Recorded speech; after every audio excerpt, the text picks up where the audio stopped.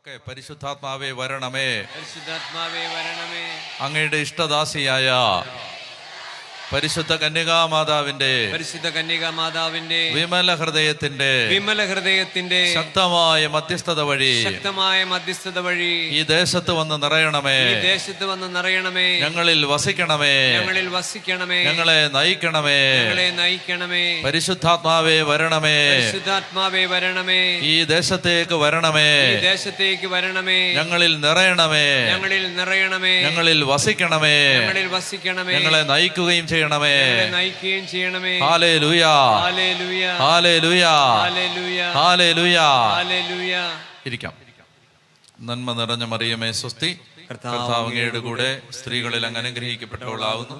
അങ്ങയുടെ ഉദരത്തിൻ ഫലമായ ഈശോ അനുഗ്രഹിക്കപ്പെട്ടവനാവുന്നു.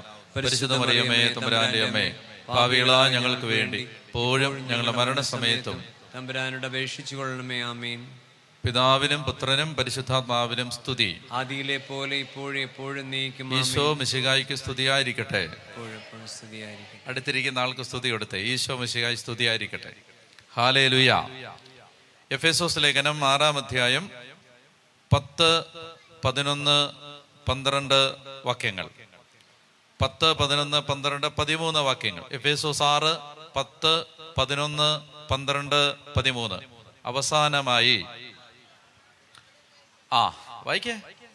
അവസാനമായി കർത്താവിലും അവിടുത്തെ ശക്തിയുടെ പ്രാഭവത്തിലും കരുത്തുള്ളവരാകുവിൻ. ഹല്ലേലൂയ എന്ന് പറഞ്ഞേ, കരുത്തുള്ളവരാകുവിൻ. ആരേലൊക്കെ എന്ന് പറഞ്ഞേ, കരുത്തുള്ളവരാകട്ടെ എന്നൊക്കെ പറഞ്ഞേ, കരുത്തുള്ളവരാകട്ടെ. ഹല്ലേലൂയ.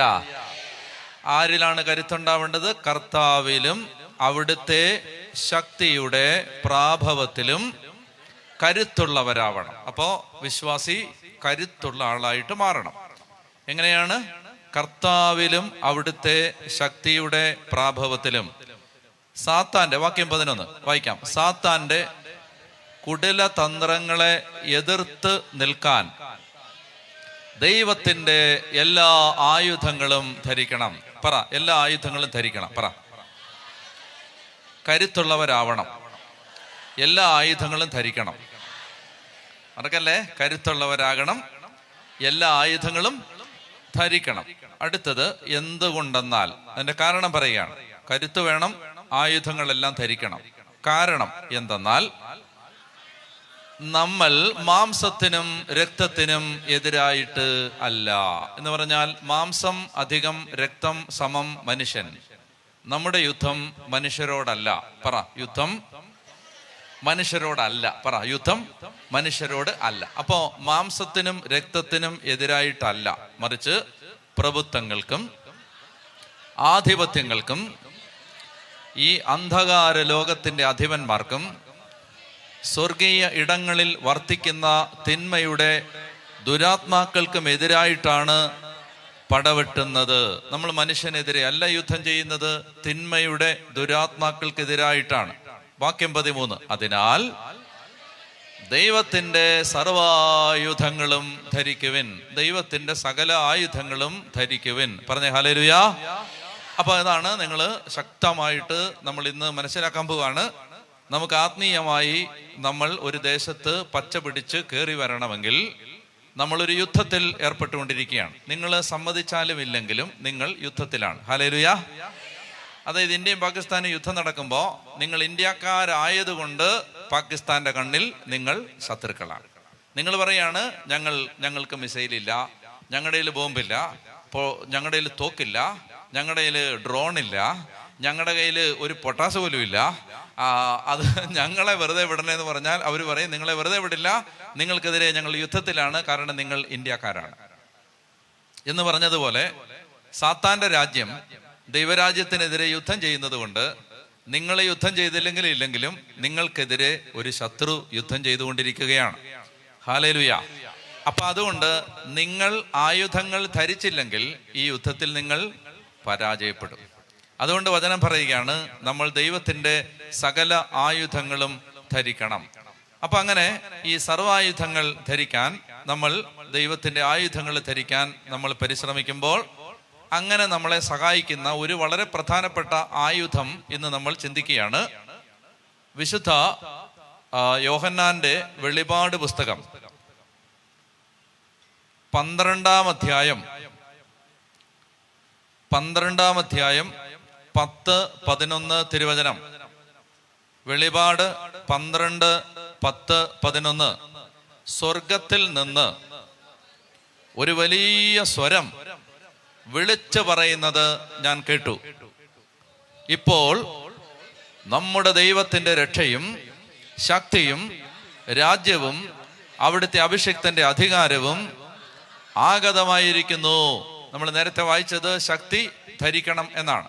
ശക്തി ധരിക്കണം. ഇപ്പോൾ നമ്മുടെ ദൈവത്തിന്റെ രാജ്യവും അവിടുത്തെ അഭിഷിക്തന്റെ അധികാരവും ദൈവത്തിന്റെ ശക്തിയും ആഗതമായിരിക്കുന്നു. എന്തെന്നാൽ, ഉറക്കെ വായിക്കാം, എന്തെന്നാൽ നമ്മുടെ സഹോദരരെ ദുഷിക്കുകയും രാപകൽ ദൈവസമക്ഷം അവരെ പഴി പറയുകയും ചെയ്തിരുന്നവൻ വലിച്ചെറിയപ്പെട്ടു. അപ്പോ സ്വർഗത്തിൽ നിന്ന് ഒരു സ്വരം കേൾക്കുകയാണ്. നമ്മുടെ സഹോദരരെ ദുഷിക്കുകയും രാപകൽ ദൈവസമക്ഷം അവരെ കുറിച്ച് പഴി പറയുകയും ചെയ്തുകൊണ്ടിരുന്നവൻ വലിച്ചെറിയപ്പെട്ടു. ആരാണത്? ഇനി പരിചയം, എന്തെങ്കിലും പരിചയമുണ്ടോ ഇയാളെ? അതായത് ദുഷിക്കുക, പഴി പറയുക, ഇതാരുടെ ജോലിയാണ്?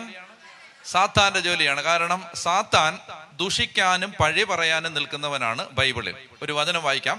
സക്കറിയ പ്രവചനം 3-ാം അധ്യായം 1-ാം വാക്യം. സക്കറിയ 3:1. ദുഷിക്കാനും പഴി പറയാനുമാണ് സാത്താൻ വരുന്നത്. സക്കറിയ കണ്ടുപിടിക്കാൻ എളുപ്പമാണ്. മത്തായിയുടെ പുറകിലോട്ട് മറിച്ചാൽ മലാക്കി കിട്ടും. മത്തായിയുടെ പുറകിൽ ആരാ അമ്മച്ചി? മലാക്കി.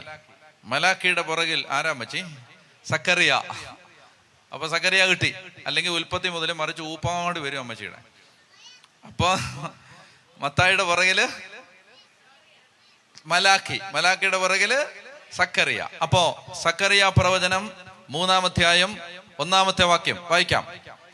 പ്രധാന പുരോഹിതനായ ജോഷുവ കർത്താവിന്റെ ദൂതന്റെ മുമ്പിൽ നിൽക്കുന്നതും സാത്താൻ അവനിൽ കുറ്റമാരോപിക്കാൻ അവന്റെ വലതുഭാഗത്ത് നിൽക്കുന്നതും അവിടുന്ന് കാണിച്ചു തന്നു. കണ്ടോ, സാത്താന്റെ ജോലി എന്താണ്? കുറ്റം ആരോപിക്കുക.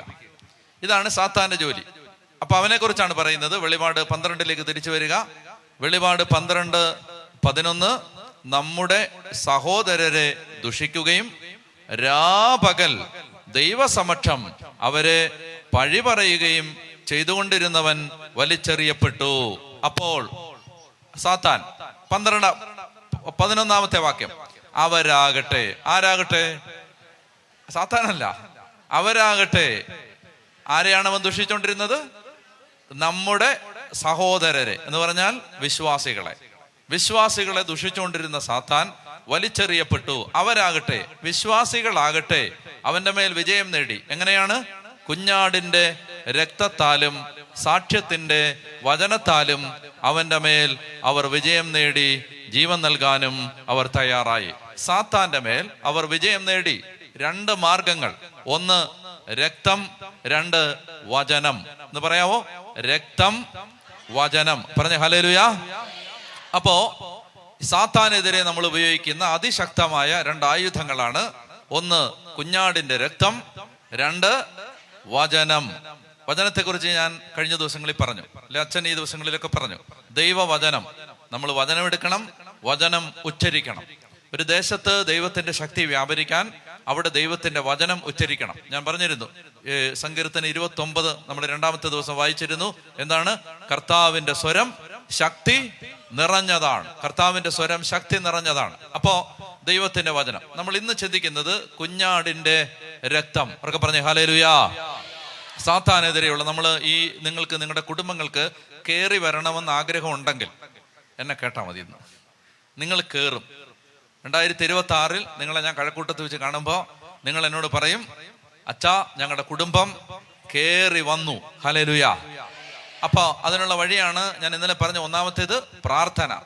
പ്രാർത്ഥിച്ച് പ്രാർത്ഥിച്ച് പ്രാർത്ഥിച്ച് പ്രാർത്ഥിച്ച് നമ്മുടെ കുടുംബങ്ങൾ കയറും. 2-ാമത്തേതാണ് നമുക്ക് വലിയൊരു യുദ്ധമുണ്ട്. ആ യുദ്ധത്തിൽ നമ്മൾ എടുത്തുപയോഗിക്കേണ്ട അതിശക്തമായ ഒരു മാരകായുധമാണ് കുഞ്ഞാടിന്റെ രക്തം. പറഞ്ഞ ഹല്ലേലൂയ.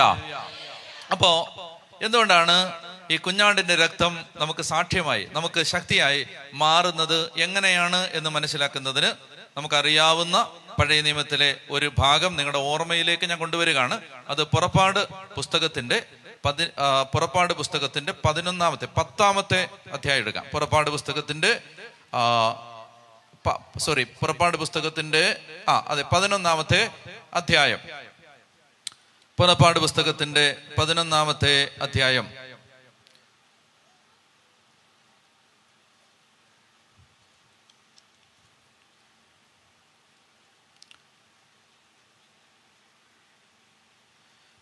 അധ്യായത്തിന്റെ 21ാമത്തെ വാക്യം.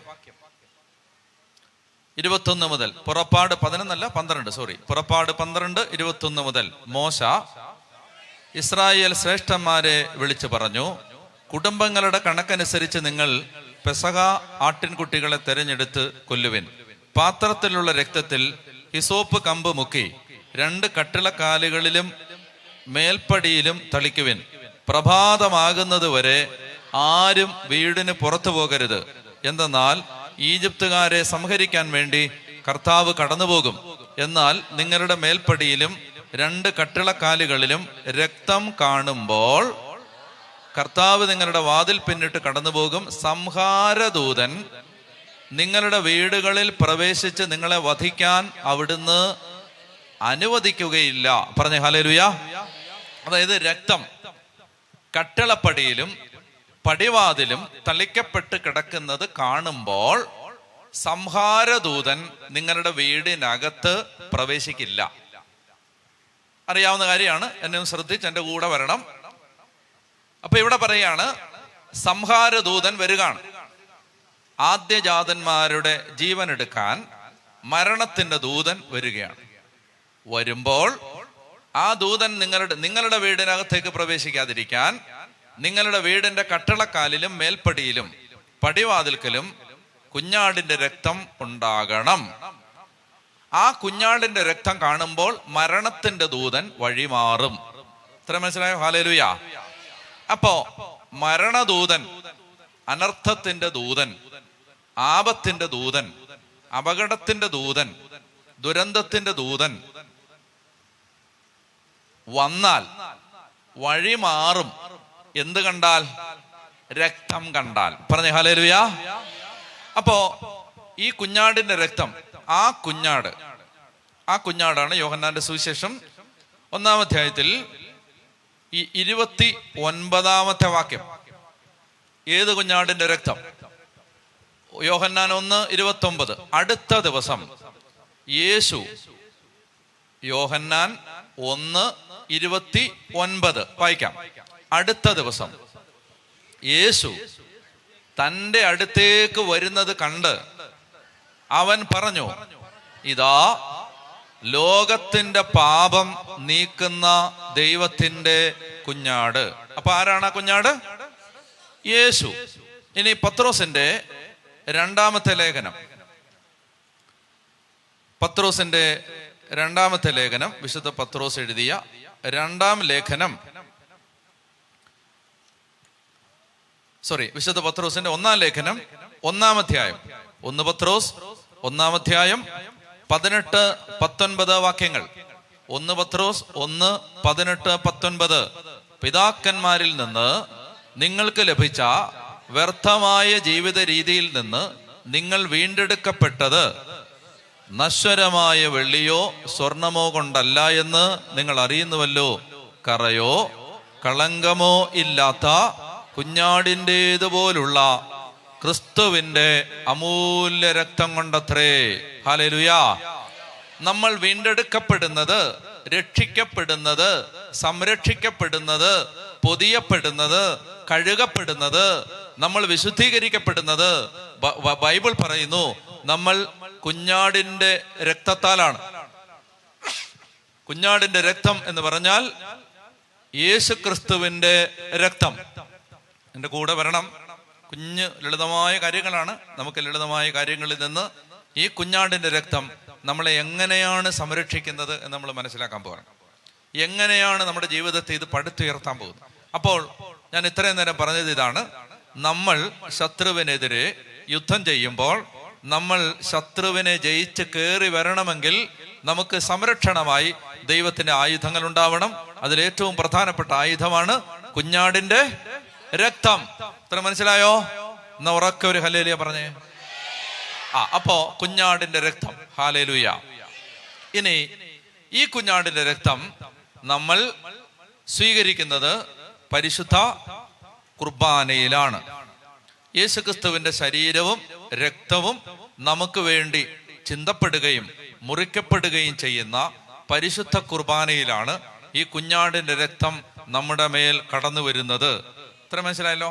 അപ്പൊ അങ്ങനെയാണെങ്കിൽ ഈ കുർബാനയിലൂടെ, ഈ കുഞ്ഞാടിന്റെ രക്തത്തിലൂടെ എങ്ങനെയാണ് നമ്മുടെ കുടുംബങ്ങൾക്ക് മോചനം പ്രാപിക്കാൻ പറ്റുന്നത്, കേറി വരാൻ പറ്റുന്നത്, നമുക്ക് ഒത്തിരി അനുഗ്രഹം പ്രാപിക്കാൻ പറ്റുന്നത്, അസാധാരണമായി ദൈവകൃപ പ്രാപിക്കാൻ പറ്റുന്നത്? അതാണ് ഞാൻ നിങ്ങളോട് പറയാൻ പോകുന്നത്. നിങ്ങളുടെ ജീവിതം മുഴുവൻ മാറ്റിമറിക്കുന്ന ഒരു ദൈവത്തിന്റെ കരം നിങ്ങൾക്ക് കാണാൻ പറ്റും.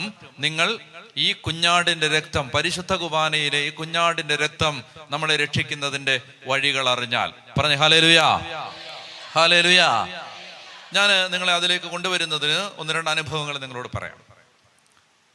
അതായത് എനിക്ക് ഈ കാര്യങ്ങളിലെല്ലാം, അതായത് പിശാച് നമുക്കെതിരെ ചില പൂട്ടുകളിട്ട് നമ്മളെ കെട്ടിവെച്ചിട്ടുണ്ട്, സംശയമൊന്നുമില്ല.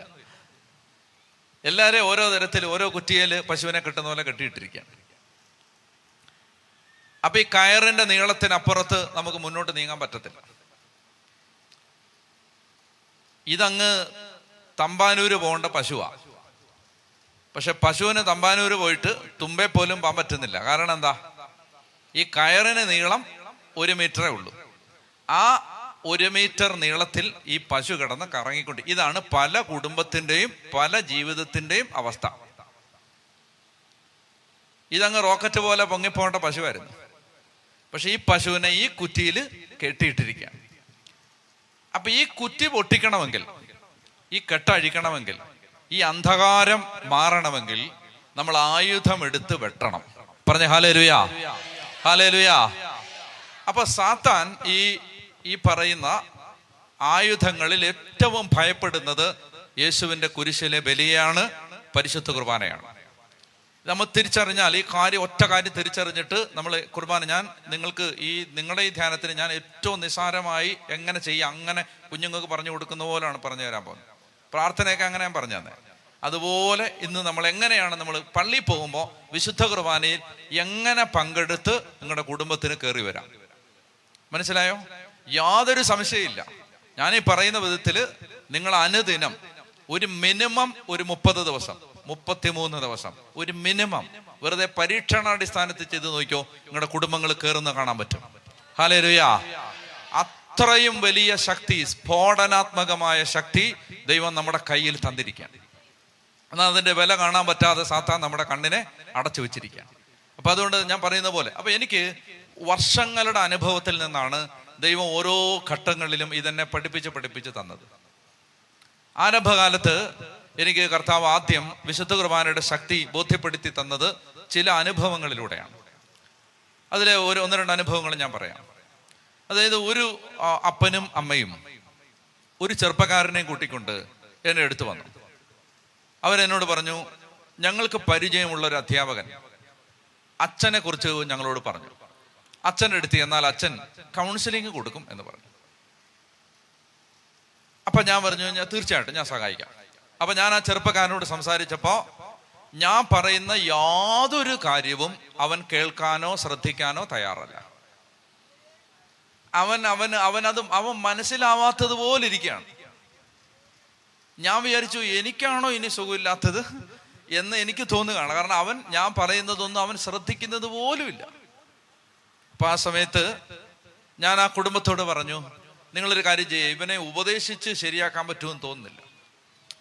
ഇവൻ എന്നോട് പറഞ്ഞ ഒരു കാര്യം ഇപ്പോഴും എൻ്റെ മനസ്സിലുണ്ട്. അവൻ പറയാണ്, അച്ഛാ, എന്നെ ആരോ കൊല്ലാൻ നോക്കുകയാണ്. രാത്രിയിൽ ഇവന് ഒരു 10-23 വയസ്സുള്ള ചെറുപ്പക്കാരൻ രാത്രിയിൽ ലൈറ്റ് ഓഫ് ചെയ്യാൻ സമ്മതിക്കത്തില്ല. അപ്പൻ്റെയും അമ്മയുടെയും നടുക്കാണ് കിടക്കുന്നത്. കാരണം ഇവൻ പറയുന്നത് ആരോ നമ്മളെ കൊല്ലാൻ വരികയാണ്.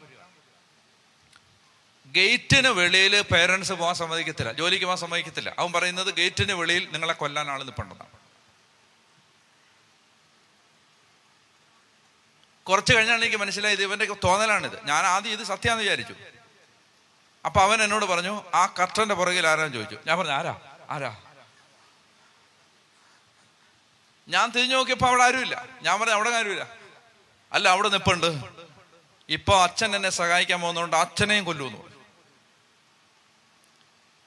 അപ്പൊ എനിക്ക് മനസ്സിലായി ഉപദേശിച്ചുകൊണ്ട് ഇനി കാര്യമൊന്നുമില്ല. അപ്പൊ ഞാൻ ആ കുടുംബത്തോട് പറഞ്ഞു, നിങ്ങളൊരു കാര്യം ചെയ്യേ. അപ്പൊ അന്ന് കുറച്ച് ചെറുപ്പക്കാർ എൻ്റെ കൂടെ നിന്ന് പ്രാർത്ഥിക്കുന്നുണ്ട്. വൈകുന്നേരങ്ങളിൽ വരും. അവരിങ്ങനെ ഇരുന്ന് ഞാൻ അവരോട് പറഞ്ഞിട്ടാണ് ഈ ചെറുപ്പക്കാരനെ കാണാൻ പോയത്. നിങ്ങളൊന്ന് പ്രാർത്ഥിച്ചോണേ, ഞാൻ ഇവനെ ഇന്ന് കാണാൻ പോവാണ്. അപ്പൊ അതിലൊരാള് ഒരു സാധാരണ തൊഴിലാളിയാണ്. അദ്ദേഹം ഓടി വന്നിട്ട് എന്നോട് പറഞ്ഞു, അച്ഛാ, കർത്താവ് പറഞ്ഞു കുമ്പസാരിപ്പിച്ച് കുർബാന അർപ്പിച്ചാൽ ഇവൻ രക്ഷപ്പെടും. ഞാൻ സംശയിച്ചില്ല. പാവപ്പെട്ട മനുഷ്യൻ പറഞ്ഞാണ്, സംശയിച്ചില്ല. ഇപ്പൊ ഞാൻ ഈ കുടുംബത്തോട് പറഞ്ഞു, ഈ ചെറുപ്പക്കാർ പ്രാർത്ഥിച്ചുകൊണ്ടിരിക്കുകയാണ്, അവരോട് കർത്താവ് പറഞ്ഞു കുമ്പസാരിച്ച് കുർബാന അർപ്പിച്ചാൽ ഇത് ശരിയാവും. അവര് പറഞ്ഞു, അച്ഛാ, ഒത്തിരി സ്ഥലങ്ങളിൽ കൊണ്ടുപോയിട്ടുണ്ട്, ഒത്തിരി മരുന്നൊക്കെ കൊടുത്തിട്ടുണ്ട്, കുമ്പസാരിച്ച് ശരിയാവുന്നു. അങ്ങനെ ഈ അപ്പനും അമ്മയും മകനും കൂടി അടുത്ത ദിവസം വരാൻ പറഞ്ഞു. അടുത്ത ദിവസം വന്നു. അവർ കുമ്പസാരിച്ച് കഴിഞ്ഞ് അന്ന് രാത്രിയിൽ ഞാൻ അവർക്ക് വേണ്ടി മാത്രമായി ഒരു കുർബാന അർപ്പിച്ചു. പ്രത്യേകിച്ച് ഒരു പ്രാർത്ഥനയില്ല, വിശുദ്ധ കുർബാന മാത്രം അർപ്പിച്ചു. അവസാനം ഇവരുടെ 3 പേരുടെയും തലേക്ക് വെച്ച് പ്രാർത്ഥിച്ചു. വീട്ടിലേക്ക് പറഞ്ഞു വിട്ടു. അത് 2008 കാലം, 2008. അന്ന് രാത്രി ഈ ചെറുപ്പക്കാരൻ സൗഖ്യപ്പെട്ടു. ഹല്ലേലൂയ. ഈ 1-ാം തീയതി വിശുദ്ധരെ കൊണ്ടുവന്നത് ഏത് മാസമായിരുന്നു? നവംബർ 1-നാണോ മൗണ്ട് കാർമൽ വിശുദ്ധരെ കൊണ്ടുവന്നേ? അതല്ല, മാർച്ച് 1-ാം തീയതി അന്ന് വിശുദ്ധരെ കാണാൻ ആളുകൾ മൗണ്ട് കാർമൽ എത്തിയപ്പോ ഈ ചെറുപ്പക്കാരനും അവിടെ വന്നിരുന്നു. ഹല്ലേലൂയ. 2008 ഒരു കുർബാന അർപ്പിച്ച് കർത്താവ് സുഖപ്പെടുത്തിയ ചെറുപ്പക്കാരനാണ്. 2008. ഹല്ലേലൂയ. അത് എൻ്റെ ജീവിതത്തിലെ ആദ്യത്തെ അനുഭവമായിരുന്നു. അത് കഴിഞ്ഞ് കുറച്ച് മുന്നോട്ട് പോകുമ്പോൾ പിന്നീട് ഞാൻ വേറൊരു കോളനിയിൽ ആ മാസങ്ങളിൽ തന്നെയാണ് ഞാനൊരു കോളനിയിൽ വികാരിയച്ഛനായിട്ട് ശുശ്രൂഷ ചെയ്യുന്നുണ്ട്. അവര് പാവപ്പെട്ട മനുഷ്യരാണ്, ഗോത്രവർഗക്കാരാണ്. അപ്പൊ അവരുടെ ഇടയിൽ കുറെ അന്ധവിശ്വാസങ്ങളും ഒക്കെ ഉണ്ട്. കുറെ പിശാച് കയറി വരുന്ന സകല വഴികളും അവരുടെ കയ്യിലുണ്ട്. അപ്പൊ ഒരു ദിവസം വൈകുന്നേരം എനിക്ക് കുക്കില്ല, കുക്കർ മാത്രമേ ഉള്ളൂ അടുക്കളയിൽ. പിന്നെ ഞാൻ തട്ടുകടയിൽ പോയി 4 ദോശ വാങ്ങിച്ച് എന്നാൽ രാത്രി അത് കഴിക്കാമെന്ന് വിചാരിച്ച് തുറക്കുമ്പോൾ എനിക്കൊരു ഫോൺ വന്നു. അപ്പൊ എൻ്റെ ആ കോളനിയിലെ പള്ളിയിലെ ഒരു ചെറുപ്പക്കാരൻ എന്നെ വിളിച്ചിട്ട് പറയുകയാണ്, അച്ഛാ, ഒരുത്തൻ പിശാച് കയറി ഞങ്ങളൊരു 10-18 പേര് പിടിച്ചിട്ട് നിൽക്കുന്നില്ല. ഞാൻ അവനോട് ദേഷ്യപ്പെട്ടു. എന്തെങ്കിലും കണ്ട ഉടനെ ചാടി കയറി പിശാചാന്ന് പറയാൻ നിന്നോടാര് പറഞ്ഞു? അപ്പൊ അവൻ പറഞ്ഞു, ഇല്ല അച്ഛാ, പിശാചാണ് ഉറപ്പ്. ഞാൻ പറഞ്ഞു, എങ്ങനെ മനസ്സിലായി നിനക്ക്? നീ പിശാചിനെ കണ്ടുപിടിക്കുന്ന ആളാണ്. അപ്പൊ അവൻ പറഞ്ഞു, അച്ഛാ, ഞങ്ങൾ 10-18 പേര് പിടിച്ചിട്ട് അവൻ നിൽക്കുന്നില്ല. രണ്ടാമത്തേത് അവൻ വല്ലാതെ ഇങ്ങനെ അലറി വിളിക്കാണ്. ഞാൻ പറഞ്ഞു, അവന് വേറെ എന്തെങ്കിലും ആയിരിക്കും, മൾട്ടിപ്പിൾ പേഴ്സണാലിറ്റി ഡിസോർഡർ. അപ്പൊ അവൻ പറഞ്ഞു, അതല്ല ഇത് പിശാചാണ്. ഞാൻ പറഞ്ഞു, എങ്ങനെ മനസ്സിലായി? ഞാൻ എൻ്റെ കയ്യിൽ ഒരു കുരിശുണ്ടായിരുന്നു, അതെടുത്ത് കാണിച്ചപ്പോ അവൻ അലറി എന്ന് പറഞ്ഞു. ഞാൻ പറഞ്ഞു, നീ അവനെ വല്ല ആശുപത്രിയിലും കൊണ്ടുപോകാൻ പറ. അവന് മൾട്ടിപ്പിൾ പേഴ്സണാലിറ്റി ഡിസോർഡർ, അവനെ വല്ല ആശുപത്രിയിലും കൊണ്ടുപോകാൻ പറ. ഞാൻ ദോശ തിന്നട്ടെ. അപ്പൊ അവൻ എൻ്റെ അടുത്ത് പറഞ്ഞു, അച്ഛാ, ഇത് പിശാചാണ്, അച്ഛൻ നിസ്സാരമായിട്ട് എടുക്കരുത്. ഇവൻ എന്തെങ്കിലും സംഭവിച്ചാൽ ഞാൻ അച്ഛനെ അറിയിച്ചിട്ടുണ്ട്, ഇനി അച്ഛനായിരിക്കും ഉത്തരവാദി. ഞാൻ പറഞ്ഞു, ദോശ ഇല്ലല്ലോ, ഇപ്പൊ എന്ത് മാനമല്ലേ വലുത് എന്ന് വിചാരിച്ചിട്ട് ഞാൻ അത് അടച്ചു വെച്ചിട്ട് എന്നാ ഇനി പിശാചിനെ കാണാൻ വേണ്ടി പോകാന്ന് വിചാരിച്ചു. ഞാൻ ഇതിനു മുമ്പ് പിശാചിനോട് ഒരു ഇടപാട് നടത്തിയിട്ടില്ല, ആദ്യമായിട്ടാണ്. അപ്പൊ എനിക്ക് ഈ വക ഡിപ്പാർട്ട്മെന്റുമായിട്ട് യാതൊരു പരിചയമില്ല. അങ്ങനെയൊക്കെ കേട്ടിട്ടൊക്കെ ഉണ്ട്, പിശാചൊക്കെ ഉണ്ട്. അല്ലാതെ ഞാൻ ഈ പിശാചിനെ ഇറക്കാനൊന്നും അന്ന് പോയിട്ടില്ല, എനിക്ക് അറിഞ്ഞുകൂടാ ഇതൊക്കെ. അപ്പൊ ഞാൻ ഇങ്ങനെ എൻ്റെ ഉള്ളിൽ ചിന്തിക്കുന്ന ചിന്തകൾ നിങ്ങളോട് പറയുകയാണ്. ഞാൻ ചിന്തിക്കുകയാണ്, ഇത് ശരിക്കും പിശാചാണെങ്കിൽ ഇന്ന് പണി കിട്ടാൻ സാധ്യതയുണ്ട്. ഞാൻ ചിന്തിക്കുകയാണ്. അതായത് എനിക്ക് അറിഞ്ഞുകൂടാ, കാരണം പിശാചിനെ ഇറക്കുന്ന അച്ഛന്മാരൊക്കെ വേറെ ഉണ്ട്. അവർക്കൊക്കെ അറിയാം ഇതിനെങ്ങനെ നേരിടേണ്ടത്. പാമ്പിനെ പിടിക്കാൻ അറിയാത്തവൻ പാമ്പിനെ വാവാ സുരേഷ് വാലെ പിടിച്ചെടുക്കുന്ന കണ്ടുകൊണ്ട് നമ്മൾ പോയി വാലെ പിടിച്ചെടുക്കാൻ പോയാൽ നമ്മുടെ തലയ്ക്ക് തന്നെ അവൻ കൊത്തും. അപ്പൊ അതുകൊണ്ട് ഞാൻ ചിന്തിക്കുകയാണ്, ഇത് ദൈവമേ ഇത് ഒറിജിനൽ പിശാചാണെങ്കിൽ ഇന്നോടുകൂടി ഞാൻ ചരിത്രമായി മാറുകയാണ്. അപ്പൊ ഞാൻ ഇത് എന്ത് രാത്രിയുമാണ്, പകലാണെങ്കിൽ എന്തെങ്കിലുമൊക്കെ ചെയ്യാതെ വരും, രാത്രിയുമാണ്. ഞാൻ ഇങ്ങനെ ചിന്തിച്ച് എന്ത് ചെയ്യാം.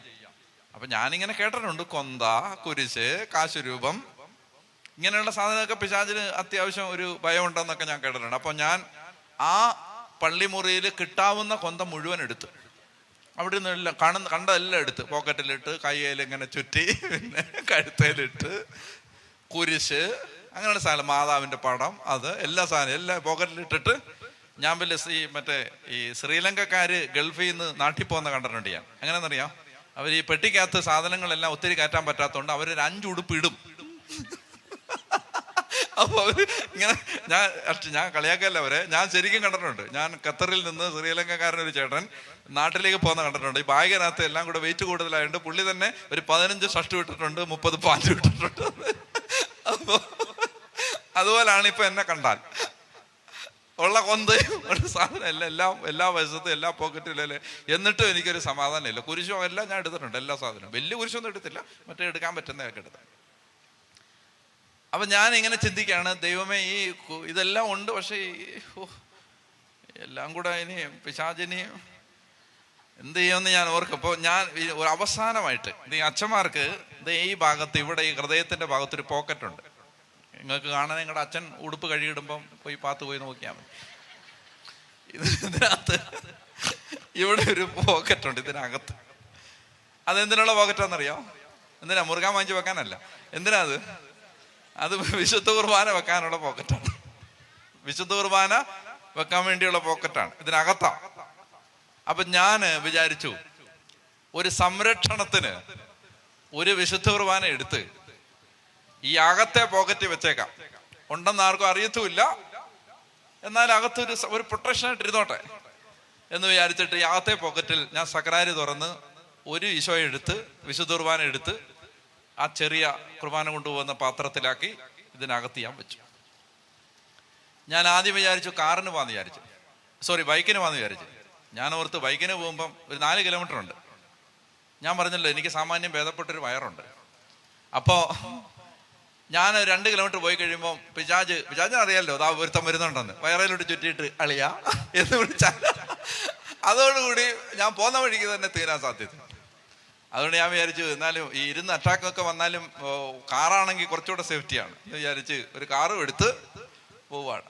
പോകുന്ന വഴിക്കെല്ലാം എൻ്റെ നെഞ്ചിൽ രാമൻകുട്ടി വൈദ്യര് ഇലത്താളം കൊട്ടിക്കൊണ്ടിരിക്കുകയാണ്. പടപട പടപട പടപട അടി. ഞാൻ സത്യമായിട്ട് തുറന്നു പറയാണ്, എനിക്ക് ഈ വക കാര്യങ്ങളുമായിട്ട് ഇടപെട്ട് നേരത്തെ പരിചയമില്ല. അങ്ങനെ ഞാൻ അവിടെ ചെന്നപ്പോൾ ഈ ഉത്സവത്തിനൊക്കെ നിൽക്കുന്ന പോലെയാണ് ആളുകൾ. പഞ്ചായത്തുകളിലെ എല്ലാ നാനാജാതി മതസ്ഥരായ എല്ലാ ആളുകളും ട്യൂബ്ലൈറ്റ് എല്ലാം കെട്ടി ഒരുത്തനെ കസേരയിൽ പിടിച്ച് കെട്ടിയിട്ട് 10-15 മല്ലന്മാർ ചുറ്റിനും നിന്നിട്ട്, അപ്പൊ ഈ എന്നെ വിളിച്ചവൻ പറയുന്നുണ്ട്, അച്ഛൻ വരട്ടെ എന്നില്ലാത്ത ആവശ്യമില്ലാത്ത ഹൈപ്പെല്ലാം കൊടുത്ത് ഇവൻ എന്നെ മാനം കളയാൻ വേണ്ടി നാട്ടുകാരെ വിളിച്ചു കൂട്ടിയിട്ടുണ്ട്. ഞാൻ വിചാരിച്ച, ദൈവമേ, മറ്റേതാണ് പള്ളിക്കാർ മാത്രമേ അറിയത്തുള്ളായിരുന്നു, ഇത് നാട്ടുകാരും കൂടെ അറിയും. എന്താണ്? ഈ അച്ഛനെ പിശാചി ചവിട്ടിക്കൊന്നു. ഞാൻ പേടിച്ചു പോവാ.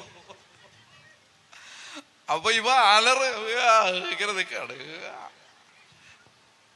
എനിക്കറിയാവുന്നവനാ ഇവൻ, നേരത്തെ നല്ല മര്യാദയോടെ നമ്മുടെ അടുത്ത് നിന്നോണ്ടിരുന്നവനാ. ഇവൻ അങ്ങനൊന്നുമല്ല, ഇവൻ വല്ലാത്ത രീതിയിൽ ഇങ്ങനെ നിൽക്കണം. അപ്പൊ ഞാൻ എന്തും വരട്ടെ ദൈവമേ, ഈ ഇതുപോലൊരു ഗതി ആർക്കും വരുത്തല്ലേ എന്നൊക്കെ പ്രാർത്ഥിച്ച് ഞാനിങ്ങനെ പതുക്കെ പിശാചിനെ സമീപിക്കുക. ഞാനിങ്ങനെ അടുത്തോട്ട് പോകുമ്പോൾ എനിക്ക് വേറെ ഓപ്ഷൻ ഇല്ല, ഇതിന്റെ അടുത്തോട്ട് പോയി പ്രാർത്ഥിക്കാന്നുണ്ടല്ലാതെ. കാരണം അതുപോലെ ഇവൻ ഉണ്ടാക്കി വെച്ചിട്ടുണ്ടല്ലോ, നാട്ടുകാരെല്ലാം ഇങ്ങനെ കൂടി ഇങ്ങനെ നിൽക്കുകയാണ്. ഇപ്പൊ എന്ത് സംഭവിക്കാം? അങ്ങനെ ഞാൻ അടുത്തേക്ക് ചെല്ലുമ്പോ ഇവന് എന്നെ ഇങ്ങനെ നോക്കി, ഇങ്ങനെ നിന്നവന് ഇവനെ ഇങ്ങനെ നോക്കിയിട്ട്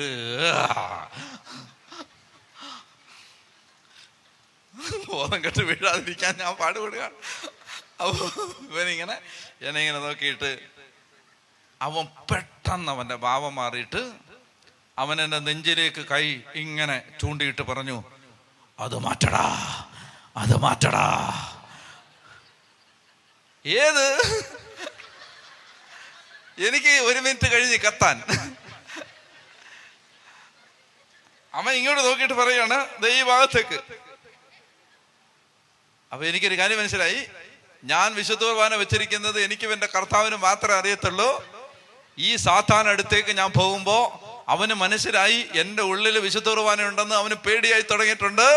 ഇത് മാറ്റം. ഞാൻ പറയും മാറ്റത്തില്ലടാ, ഇത് ഞാൻ മാറ്റത്തില്ലടാ.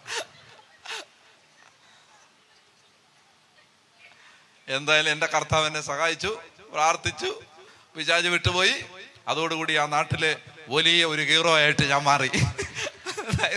അതായത് എനിക്ക് വളരെ ഭാഗ്യത്തിൽ കിട്ടിയ ഒരു ഇമേജാണത്. വളരെ എന്ന് പറഞ്ഞാൽ എല്ലാ പഞ്ചായത്തിലുള്ള എല്ലാവരും ഉണ്ടായിരുന്നുണ്ട്. അല്ലെ ഇതും സംഭവമാണ്, അച്ഛൻ സംഭവമാണ് എന്ന് പറഞ്ഞ് നമ്മുടെ അകത്ത് നടന്ന കാര്യം ഇന്നാണ് ഞാൻ ലോകത്തോട് ആദ്യമായിട്ട് പ്രഖ്യാപിക്കുന്നത്. പുറകെ പറഞ്ഞേ ഹല്ലേലൂയ. അതായത് ഞാൻ പറഞ്ഞു വരുന്നത്, എനിക്ക് മനസ്സിലായി പരിശുദ്ധ കുർബാനയെ സാത്താന് ഭയമാണ്. ഞാൻ അവിടുന്ന് മാറി മനസ്സിൽ പഠിക്കാൻ വേണ്ടി വന്നു. അപ്പോൾ അന്ന് ഞാൻ ഹോസ്റ്റലിൽ താമസിക്കുമ്പോൾ അന്ന് ഞാൻ ശുശ്രൂഷ ചെയ്യുന്നുണ്ട്. അപ്പോൾ ഒരമ്മ പത്തനംതിട്ട ഭാഗത്തു നിന്ന് ഒരു മകളെയും കൊണ്ടുവന്നു. ആ കുട്ടിയെ കൊണ്ടുവന്നിട്ട് ആ അമ്മേൻ്റെ അടുത്ത് പറഞ്ഞു, അച്ഛാ ഈ കുട്ടിക്ക് ചില പ്രത്യേക രീതിയിലുള്ള സ്വഭാവ രീതികൾ കാണിക്കുകയാണ്. ഇങ്ങനത്തെ കുട്ടിയല്ലായിരുന്നു. പ്രാർത്ഥിക്കാൻ തുടങ്ങുമ്പോൾ അസ്വസ്ഥതയാണ്, പ്രാർത്ഥിക്കാൻ സമ്മതിക്കത്തില്ല, പള്ളി പോകത്തില്ല. ഇങ്ങനത്തെ കുട്ടിയല്ല, നല്ല കുട്ടിയായിരുന്നു. എനിക്ക് ഭയങ്കര ഒരു സമാധാനമില്ല. ഞാൻ പറഞ്ഞു ഓക്കെ, കുട്ടിയോട് ഞാൻ സംസാരിക്കട്ടെ. ഞാൻ ആ മുറിയിൽ ഒരു ബെഞ്ച് ഇട്ടിട്ടുണ്ട് ഫ്രണ്ടിൽ. ആ ബെഞ്ചിൽ ആ കുട്ടി ഇരുത്തി. അമ്മ പുറത്ത് നിൽക്കാൻ പറഞ്ഞു. അമ്മ മുറിയുടെ വാതിക്ക് നിൽക്കുന്നു, കുട്ടി അകത്തിരിക്കുന്നു, ഞാൻ കസേര ഇരിക്കുന്നു. ഞാൻ ആ കുട്ടിയോട് പറഞ്ഞു, മക്കളെ ഈശോ നിന്നെ സഹായിക്കും, നീ വിഷമിക്കണ്ടെന്ന് പറയും. ഈശോ എന്ന് പറയ മുഖം അങ്ങ് മാറി. എന്നിട്ട് എന്നെ ഇങ്ങനെ നോക്കാൻ പറഞ്ഞു. എന്നിട്ട് ചാടി എഴുന്നേറ്റിട്ട്, അത് മറിവാനസിലെ ആണുങ്ങളുടെ ഹോസ്റ്റലാണ് ഞാൻ താമസിക്കുന്നത്. ആ ഹോസ്റ്റലിലെ ആ മുറിയുന്ന ആ കുട്ടി ആ വരാന്തയിലൂടെ അലറിക്കൊണ്ടോടാൻ തുടങ്ങി. ആമ്പിള്ളാരുടെ ഹോസ്റ്റലാ, +2 പഠിക്കുന്ന ഒരു കൊച്ച് അലറിക്കൊണ്ട് വരാന്തേക്കൂടെ ഓടുകയാണ്. പിള്ളേരെന്താണ് അവർ എന്താണ് കോളേജിൽ പഠിക്കുന്ന കുട്ടി, അവരെന്താണെന്നറിയാതെ അവരെല്ലാം അന്തിച്ചിങ്ങനെ നിൽക്കുകയാണ്. ഒരു പെൺകുട്ടി ഹോസ്റ്റലിലെ ഇടതാഴി കൂടെ ഓടിക്കൊണ്ടിരിക്കും. അവർ നോക്കുമ്പോൾ ആ കൊച്ചിൻ്റെ പുറകെ അച്ഛനും ഓടിക്കൊണ്ടിരിക്കും. എൻ്റെ പുറകെ ഈ പുറത്തൊക്കെ ഉണ്ട്, പുള്ളിയൊക്കെ ഓടിക്കൊണ്ടിരിക്കും. ഓട്ടമാണ്. ഓടി ഓടി ഓടി ഒരു തരത്തിൽ അതിനെ ഓടിച്ചിട്ട് പിടിച്ച് പള്ളിയിൽ കൊണ്ടുവന്നു. ഞങ്ങൾ 3-4 തടിമാടന്മാർ പിടിച്ചിട്ട് നിൽക്കത്തില്ല അത്. ഇപ്പം ഞാൻ എൻ്റെ കൂടെ വേറെ അച്ഛനുണ്ട് ഹോസ്റ്റലിൽ. അച്ഛൻ പെട്ടെന്ന് വന്നപ്പോൾ അച്ഛനോട് ഞാൻ പറഞ്ഞു, അച്ഛാ വിശ്വകുർബാന എഴുന്നള്ളിച്ച് നോക്കാമെന്ന് ചോദിച്ചു. ഇപ്പം ഞാൻ ബ്രദറിനോട് പറഞ്ഞു, ബ്രദറെ പരിശുദ്ധ പരമമാം ആ പാട്ട് പാടാം. അപ്പോൾ കുർബാന എഴുന്നള്ളിച്ച് വെച്ചപ്പോൾ ബ്രദർ അങ്ങോട്ട് പരിശുദ്ധ പരമ പറഞ്ഞു, ചെവി പൊത്തിയിട്ട് നിർത്തടാന്ന് പറഞ്ഞു. അപ്പോഴേക്കും ഹോസ്റ്റലിലെ കുട്ടികളെല്ലാം ചാപ്പലിൻ്റെ വാതിക്ക് വന്ന് എല്ലാവരും കൂടെ ഇങ്ങനെ. അപ്പം ഞാൻ അമ്മയോട് പറഞ്ഞു, ഈ കുട്ടിക്ക് വേണ്ടി പ്രാർത്ഥിക്കാൻ പറ്റിയ സ്ഥലമല്ല ഇത് ഹോസ്റ്റലാണ്. അതുകൊണ്ട് അമ്മ കുട്ടിയെ കൊണ്ട് തൽക്കാലം വീട്ടിൽ പൊക്കോ, ഞാൻ വീട്ടിലോട്ട് വരാമെന്ന് പറഞ്ഞു. ഞങ്ങൾ 3 ദിവസം ഉപവസിച്ച് പ്രാർത്ഥിച്ച് വീട്ടിലേക്ക് പോയി. അപ്പോൾ ഞാൻ അമ്മയോട് പറഞ്ഞിരുന്നു, നിങ്ങൾ കുമ്പസാരിക്കണം. ഈ ദിവസങ്ങളിൽ പോയി കുട്ടിയെ കൊണ്ടുപോകണം. അവൾ പറ്റുന്ന പോലെ അവൾ കുമ്പസാരിക്കട്ട്, നിങ്ങൾ കുമ്പസാരിക്കണം. ഞാൻ നിങ്ങൾക്ക് വിശുദ്ധ കുർബാന തരും, വരുമ്പോൾ കുമ്പസാരിക്കണം. അപ്പം ഞാൻ ഇവർക്ക് വിശുദ്ധ കുർബാന കൊണ്ടുപോകാൻ വേണ്ടി എൻ്റെ കയ്യിലെടുത്തു. ഈ കുട്ടിയെ പ്രാർത്ഥിക്കാൻ ഞാൻ പോവാണ്. എടുത്തപ്പോൾ എൻ്റെ ഉള്ളിൽ ആത്മാവ് ഒരു സ്വരം എനിക്ക് തന്നു, അല്പം തിരുരക്തം കൂടി എടുക്കാൻ. കുർബാന ഞങ്ങൾ കൊടുക്കുമ്പോൾ 2 കൂടെ കൊടുക്കണം. അപ്പോൾ അല്പം തിരുരക്തം കൂടി എടുക്കാൻ എനിക്ക് ആത്മാവിൽ പെട്ടെന്നൊരു പ്രേരണ. സാധാരണ അല്ലെങ്കിൽ തിരുവോസ്തി മാത്രമേ കൊണ്ടുപോകത്തുള്ളൂ. ഞാൻ ഒരു ചെറിയ ഒരു ബോട്ടിൽ, അതിനകത്ത് 2 തുള്ളി തിരുരക്തം ഒഴിക്കാം. അത്രേ ചെറിയ ഈ പെൻസിൽ പോലൊരു ബോട്ടിൽ, അതിനകത്ത് 2-3 തുള്ളി തിരുരക്തം ഒഴിച്ച് അത് ഞാൻ എൻ്റെ കയ്യിൽ വെച്ചിരുന്നു. പോയി പ്രാർത്ഥിച്ചു. 1 മണിക്കൂറിലധികം പ്രാർത്ഥിച്ചിട്ടും സാത്താൻ മറുതലിച്ച് നിൽക്കുകയാണ്, വിട്ടുപോകുന്നില്ല. ഞങ്ങള് വളരെ ആരോഗ്യമുള്ളവരാണ്. എൻ്റെ കൂടെ വന്ന് 2-3 പേരുണ്ട്. ഒരു തരത്തിൽ നിയന്ത്രിക്കാൻ പറ്റുന്നില്ല. കൊണ്ടുവന്ന സാധനങ്ങൾക്കുള്ള വലിച്ച് ഒരു തരത്തിൽ ഈ കുട്ടിയെ, ആ ചെറിയ കുട്ടിയാണ്, പക്ഷെ പൈശാചിക ബാധ ഈ കുട്ടിയെ നിയന്ത്രിക്കാൻ പറ്റുന്നില്ല. ഒടുവില് ഈ സാത്താൻ ചെയ്യുന്ന ഏറ്റവും പ്രധാനപ്പെട്ട തന്ത്രം നമ്മുടെ മനസ്സ് മടുപ്പിക്കുക എന്നുള്ളതാണ്. നമ്മൾ പ്രാർത്ഥിക്കാൻ ചെല്ലുമ്പോൾ പിശാച് ഉപയോഗിക്കുന്ന ഒരു തന്ത്രമാണ് മനസ്സ് മടുപ്പിക്കും. എന്ന് പറഞ്ഞാൽ നമ്മളെ കൊണ്ട് തോന്നിപ്പിക്കും ഇത് രക്ഷപ്പെടത്തില്ലെന്ന്. അപ്പൊ അത് തന്ത്രമാണ് അവന്റെ. അതായത് അവസാനം വിട്ടുമാറുന്നതിന് മുമ്പ് നമ്മുടെ മനസ്സ് മടുപ്പിച്ചിട്ട് അവൻ ഇത് രക്ഷപ്പെടത്തില്ല എന്നൊരു തോന്നലുണ്ടാക്കും. അങ്ങനെ ഒരു സ്റ്റേജിലേക്ക് ഞങ്ങൾ വരികയാണ്. അതായത് എത്ര പ്രാർത്ഥിച്ചിട്ടും സാത്താൻ പോടില്ല. പെട്ടെന്ന് ഞാൻ എൻ്റെ കയ്യിൽ വിശുകുർബാന തിരുരക്തം ഉണ്ടല്ലോ, ഞാൻ വേഗം തിരുരക്തം എടുത്തു. തിരുരക്തം പെട്ടെന്ന് ബലം പ്രയോഗിച്ച് ഈ കുട്ടിയുടെ വാ തുറന്ന് ആ വായിലേക്ക് 2 തുള്ളി തിരുരക്തം ഒഴിച്ചു. വെട്ടിയിട്ട വാഴ പോലെ കൊച്ച് താഴെ പോയി. സാത്താൻ വിട്ടുപോയി. കരങ്ങളടിച്ച് കർത്താവിന് നന്ദി പറഞ്ഞേ. ഹല്ലേലൂയ. ഇപ്പോഴും മൗണ്ട് കാർമലിൽ ആ കുട്ടിയും അമ്മയും ധ്യാനത്തിന് വരാറുണ്ട്. ഹല്ലേലൂയ. എത്ര വർഷമായി? ദൈവത്തിന്റെ ആത്മാവ് അപ്പൊ ഓരോ അനുഭവങ്ങളിലൂടെ മനസ്സിലാക്കി തരാണ്. അപ്പൊ ആദ്യം എനിക്ക് നിങ്ങളോട് പറയാനുള്ളത്, യേശുവിന്റെ ശരീരത്തെ, യേശുവിന്റെ രക്തത്തെ സാത്താന് ഭയമാണ്. ഇത് നമ്മൾ തിരിച്ചറിയണം. കുഞ്ഞാടിന്റെ രക്തത്താലും സാക്ഷ്യത്തിന്റെ വചനത്താലും അവർ ശത്രുവിന്റെ മേൽ വിജയം നേടി. അപ്പൊ നമുക്ക് നമ്മുടെ കുടുംബങ്ങളെ നശിപ്പിച്ചുകൊണ്ടിരിക്കുന്ന പൈശാചികതകളെ തോൽപ്പിക്കാൻ പറ്റണമെങ്കിൽ ഏറ്റവും ശക്തമായ ആയുധം എടുത്ത് യുദ്ധം ചെയ്യണം. ഏറ്റവും ശക്തമായ ആയുധമാണ് ഏത്? വിശുദ്ധ കുർബാന. അവർക്ക് പറഞ്ഞേ ഹല്ലേലൂയാ. അവർക്ക് പറഞ്ഞേ ഹല്ലേലൂയാ. ഒന്ന് എഴുന്നേറ്റ് നിന്നേ, നമുക്കൊന്ന് പ്രാർത്ഥിക്കാം. ഞാനിനി നിങ്ങളോട് എങ്ങനെയാണ് നമ്മൾ ഈ കുർബാനയിൽ നമ്മൾ എങ്ങനെയാണ് നമ്മുടെ ഒരു പ്രാർത്ഥന കൊണ്ടുവരേണ്ടത്, നമ്മൾ എങ്ങനെ പ്രാർത്ഥിക്കണം, കുർബാന അർപ്പിച്ച് പ്രാർത്ഥിക്കുമ്പോൾ. അപ്പൊ നാളെ മുതൽ നിങ്ങൾ ഈ വചനം കേട്ടിട്ട് നാളെ മുതൽ നിങ്ങൾക്ക് വിശുദ്ധ കുർബാന മുടക്കാതിരിക്കാൻ അനേകം പേർക്ക് പരിശുദ്ധാത്മാവ് പ്രേരണ തരും, ശക്തി തരും. നിങ്ങൾ എന്ന് കുർബാനയ്ക്ക് പോകുന്നവരായിട്ട് മാറും. ദൈവം അത് ചെയ്യും ഇന്ന് രാത്രിയിൽ. പറഞ്ഞേ ഹല്ലേലൂയാ. അപ്പോ നിങ്ങൾ അങ്ങനെ പോയാൽ മാത്രം പോരാ, കുർബാനയിൽ എങ്ങനെ പങ്കെടുക്കണം, എങ്ങനെ പ്രാർത്ഥിക്കണം, അതാണ് ഞാൻ പറഞ്ഞു തരാൻ പോകുന്നത്. കുർബാനയിൽ എങ്ങനെ പ്രാർത്ഥിച്ച് നമുക്ക് കയറി വരാൻ പറ്റും. പറഞ്ഞേ ഹല്ലേലൂയാ. ഹല്ലേലൂയാ. ഹല്ലേലൂയാ. ഞാൻ പറഞ്ഞില്ലേ, കാനഡ എംബസിയിൽ എൻ്റെ പാസ്പോർട്ട് കിടക്കുമ്പോൾ മൗണ്ട് കാർമലിൽ കുർബാന അർപ്പിച്ചുകൊണ്ടിരിക്കുമ്പോൾ അവിടെ എൻ്റെ കയ്യിൽ പാസ്പോർട്ട് കിട്ടി. മനസ്സിലാവുന്നുണ്ടോ? അതായത് സാത്താൻ ഒരു തടസ്സം ഉണ്ടാക്കുകയാണ്. സാത്താൻ നമുക്കെതിരെ ഒരു പ്രയാസമുണ്ട്. അപ്പൊ അതിനെ പൊട്ടിക്കാൻ വിശുദ്ധ കുർബാനയാണ് ശക്തമായ ആയുധം. പറഞ്ഞേ ഹല്ലേലൂയാ. അപ്പൊ അതുകൊണ്ട് നമ്മൾ ഇന്ന് വലിയൊരു അഭിഷേകം നമുക്കിനി തുടർന്നുള്ള കാര്യങ്ങൾ കേൾക്കുമ്പോൾ, പരിശുദ്ധാത്മാവേ അവിടുന്ന് തന്നെ എന്നോട് സംസാരിച്ചിട്ട് എനിക്ക് ഈ പ്രദേശത്തെല്ലാം നിങ്ങളറിയാം, ഈ പ്രദേശം ചിലപ്പോൾ തീരപ്രദേശമാണ്, ഒത്തിരി തിന്മകളൊക്കെ പലയിടങ്ങളിൽ നിന്ന് വന്നു കയറാം. ആളുകളൊക്കെ തിന്മ ചെയ്യാനുള്ള സ്ഥലമായിട്ട് ഇവിടെയൊക്കെ ഈ ഏരിയയിലൊക്കെ വരാം. പലതരത്തിലുള്ള അരൂപികൾ ഇവിടെ എല്ലാം കടന്നു വരാം. നിങ്ങൾ അതിനെല്ലാം തോൽപ്പിക്കേണ്ടത് ഇവിടുന്ന് നിങ്ങൾ ബോംബിട്ടുകൊണ്ടിരിക്കണം എല്ലാ ദിവസവും. ഈ ദേവാലയത്തിൽ നിന്ന് പരിശുദ്ധ കുർബാന അർപ്പിച്ച് ആ പൈശാചികതയെ നിങ്ങൾ തകർക്കണം. മനസ്സിലായോ? ഒരു തിന്മ ചെയ്യാൻ ഒരുത്തൻ ഈ കോമ്പൗണ്ടിൽ കയറാൻ പറ്റാതാവണം. പറഞ്ഞേ ഹല്ലേലൂയാ. മനസ്സിലായോ? അതായത് അങ്ങനെ ദൈവശക്തി ഈ പ്രദേശത്തെല്ലാം വ്യാപരിക്കണം. ഇവിടെ പാപം ചെയ്യാൻ ഒരുത്തന് വരാൻ പറ്റാതാവണം. മനസ്സിലായോ? വരുമ്പോ തന്നെ ആ ഏരിയ പഞ്ചായത്ത് വരുമ്പോ തന്നെ അവന്റെ വണ്ടി പോണം തിരിച്ച്. ഇങ്ങോട്ട് കയറരുത്, ഇവിടോട്ട് കയറാൻ പാടില്ല. അല്ലെങ്കിൽ നമ്മുടെ ദേവാലയങ്ങൾ, നമ്മുടെ പരിസരങ്ങളെല്ലാം ദൈവത്തിന്റെ സ്ഥലങ്ങളായിട്ട്, നിങ്ങൾ താമസിക്കുന്ന സ്ഥലങ്ങളെല്ലാം കർത്താവിൻ്റെതായിട്ട് നിൽക്കണം. അപ്പം നമ്മുടെ കയ്യിൽ ആയുധമുണ്ട്, അതെടുത്ത് യുദ്ധം ചെയ്യണം. ഒരു 2-3 തലങ്ങളിൽ നമ്മളിനി എങ്ങനെയാണ് നമ്മൾ കുർബാനയിൽ പങ്കെടുക്കേണ്ടത് എന്നുള്ളതിനെ കുറിച്ച് ഞാൻ പറയാം. ഒന്നാമത്തെ കാര്യം, അതായത് ഒരു വർഷം ഞാൻ മനസ്സിലാക്കുന്നതനുസരിച്ച് 50, 54, 56 ആഴ്ചയാണുള്ളത്. എത്ര ആഴ്ചയാണുള്ളത് ഒരു വർഷം? 54 ആണോ? എന്നെ കൂടെ തെറ്റിക്കരുത്. 54 ആണോ? ഏതാ 54, 56 എന്താണ്ട് ആഴ്ചയുണ്ട് ഒരു വർഷം. അപ്പോ ആദ്യം വീട്ടിൽ ചെന്നിട്ട് ഞാൻ LKG പിള്ളേരോട് പറയുന്ന പോലെ പറയാണ്, ഇതുപോലെ ചെയ്യണം. വീട്ടിൽ ചെന്നിട്ട് എഴുത്തും വായന അറിയാമെങ്കിൽ ഒരു ബുക്ക് എടുത്തിട്ട്, ഇന്ന് തീയതി 11 ആണോ? അടുത്ത ഞായറാഴ്ച എന്ന് പറഞ്ഞാൽ 18, അടുത്ത ഞായറാഴ്ച മുതലുള്ള 2025 എല്ലാ ഞായറാഴ്ചകളും ഡേറ്റ് എഴുതി വെക്കണം. ഒരു ബുക്കില് അടുത്ത ഞായറാഴ്ച, അതിനടുത്ത ഞായറാഴ്ച 11/7/18, അടുത്തത് 25 മെയ് 25, പിന്നെ ജൂണില്, അങ്ങനെ എഴുതണം. എന്നിട്ട് ആ ബുക്കിന്റെ ഏറ്റവും മേളിൽ എഴുതണം, കർത്താവെ, ഒരു ഞായറാഴ്ച പോലും വിശുദ്ധ ബലി മുടക്കാതിരിക്കാൻ എന്നെ സഹായിക്കണം. അങ്ങനെ എഴുതിയാൽ ഉറപ്പാണ്, ഞായറാഴ്ച ഒരു അസുഖം വന്ന് പള്ളി പോവാതിരിക്കത്തില്ല, ഞായറാഴ്ച ഒരു മരണം വന്ന് കുർബാന മുടങ്ങത്തില്ല, ഞായറാഴ്ച ഒരു ആപത്ത് വന്നിട്ട് പള്ളി പോവാതിരി.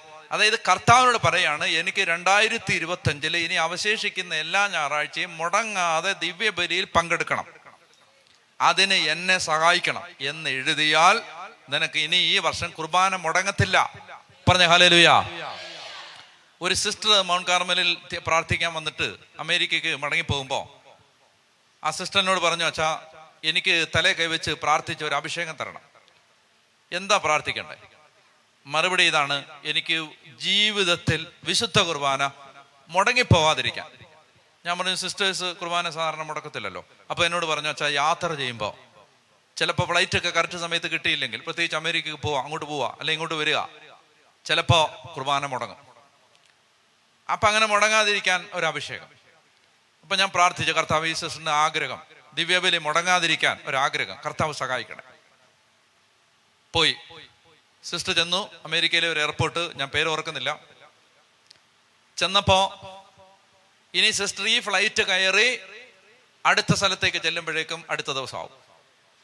ഇന്ന് കുർബാന. അപ്പൊ ആ സിസ്റ്റർ ഇങ്ങനെ ഓർത്തു, ദൈവമേ, എന്തൊരു ഡാനിയലച്ചനാണ്, പ്രാർത്ഥിച്ചിട്ട് അന്നത്തെ ദിവസം പോലും നടന്നില്ല.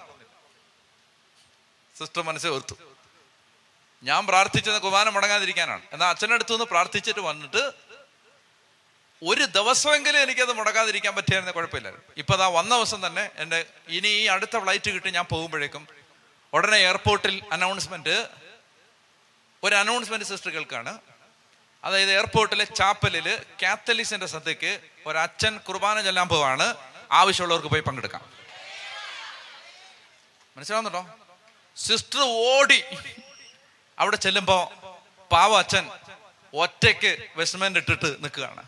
ഒറ്റ ആള് പോലും വന്നിട്ടില്ല. സിസ്റ്റർ ഓടിയെന്ന് അച്ഛൻ പറയാണ്, സിസ്റ്ററോടെ വന്നില്ലെങ്കിൽ ഞാൻ പെട്ടുപോയനെ, ഞാൻ തന്നെ പോയനെ. അച്ഛനും സിസ്റ്ററും മാത്രം എയർപോർട്ടിൽ. സിസ്റ്റർ കുർബാന അർപ്പിച്ചു, അടുത്ത ഫ്ലൈറ്റിന് സമയമായി, സിസ്റ്ററിന്റെ സ്ഥലത്തേക്ക് പോയി. നിങ്ങൾക്ക് മനസ്സിലാവുന്നുണ്ടോ? അത് ദൈവത്തോട് പറഞ്ഞാൽ നടക്കും.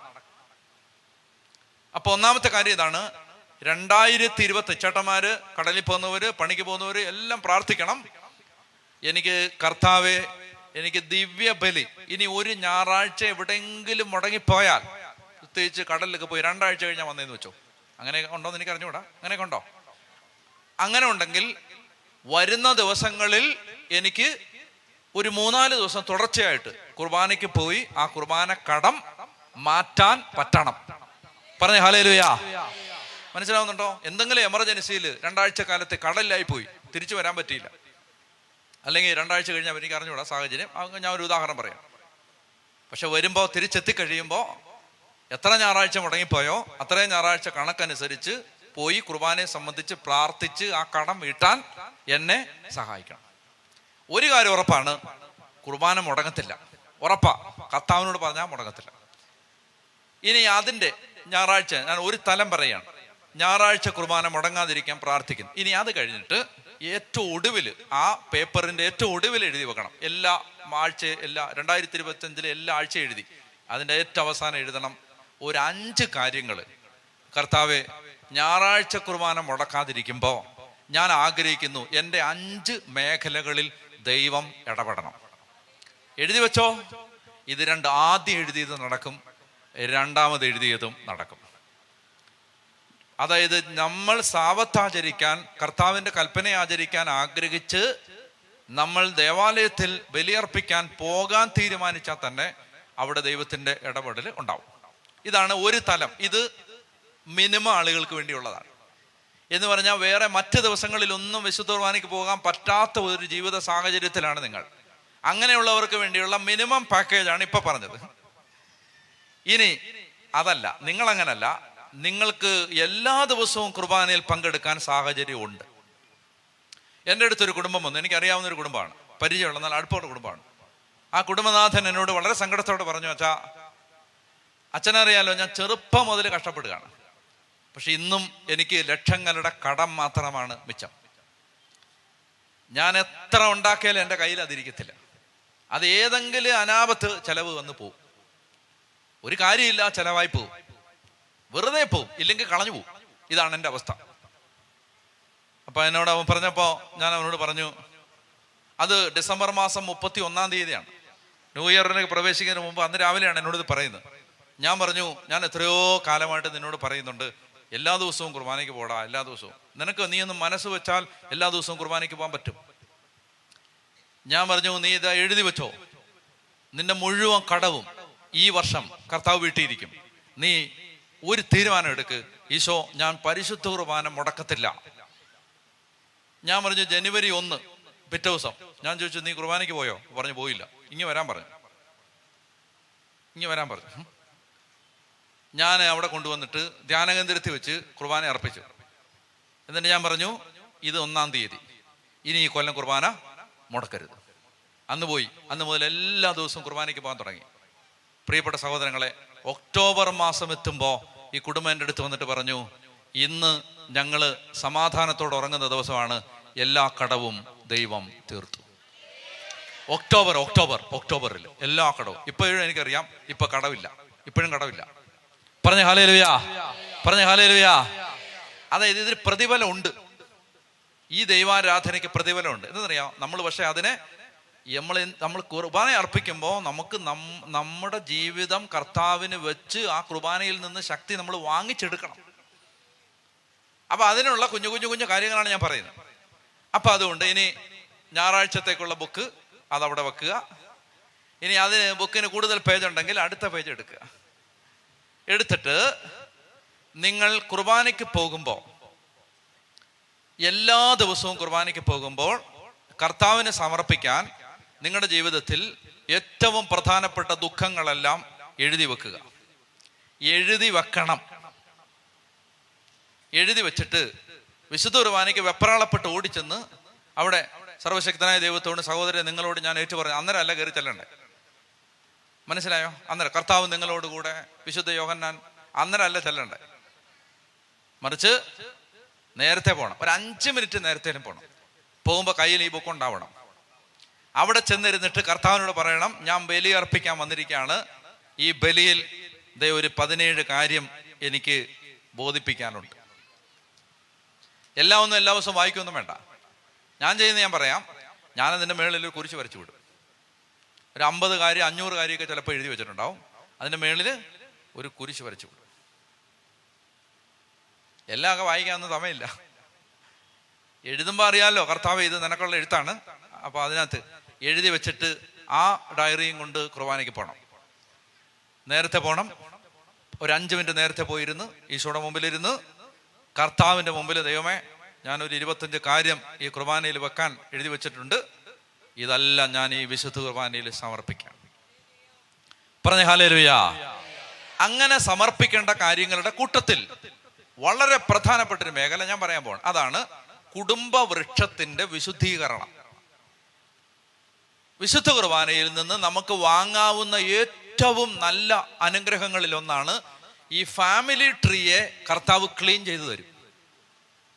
യേശുവിന്റെ രക്തം ഈ കുടുംബ വൃക്ഷത്തിന്റെ ഓരോ ശാഖയിലൂടെയും പോയി അതിനെ വിശുദ്ധീകരിക്കും. അതിനെന്താ ചെയ്യേണ്ടതെന്ന് വെച്ചാൽ, നിങ്ങൾക്കറിയാലോ, മാതാപിതാക്കളെ നിങ്ങൾക്കറിയാം, അവരെങ്ങനെ ജീവിച്ചതെന്ന് അറിയാം. വല്യപ്പനെ വല്യമ്മയെങ്കിലും മിനിമം അറിയാം, എങ്ങനെ ജീവിച്ചതെന്ന് അറിയാം. കുടുംബത്തിൽ ആവർത്തിക്കപ്പെടുന്ന പാറ്റേണുകളുണ്ട്. ഉദാഹരണത്തിന്, ചില കുടുംബങ്ങളിൽ ആർക്കും കുഞ്ഞുങ്ങളില്ല. ചില കുടുംബങ്ങളിൽ എല്ലാവർക്കും ഒരേ രീതിയിൽ രോഗം. ചില കുടുംബങ്ങളിൽ കല്യാണം നടക്കുന്നില്ല. ചില കുടുംബങ്ങളിൽ എല്ലാവരും മദ്യപാനികൾ. ചില കുടുംബത്തിൽ ചില പ്രത്യേക തരത്തിലുള്ള തടസ്സം, എത്ര പഠിച്ചാലും ജോലിയൊന്നും കിട്ടത്. ഇങ്ങനെ പല രീതി കുടുംബത്തിൽ പാറ്റേണുകളുണ്ട്. ഉണ്ടോ? ഉണ്ട്. രോഗങ്ങളുണ്ട്, പാരമ്പര്യ രോഗങ്ങൾ. നിങ്ങൾ ശ്രദ്ധിക്കേണ്ടത്, ഇതെല്ലാം ഇങ്ങനെ പല വഴിക്കൂടെ വന്നതാ.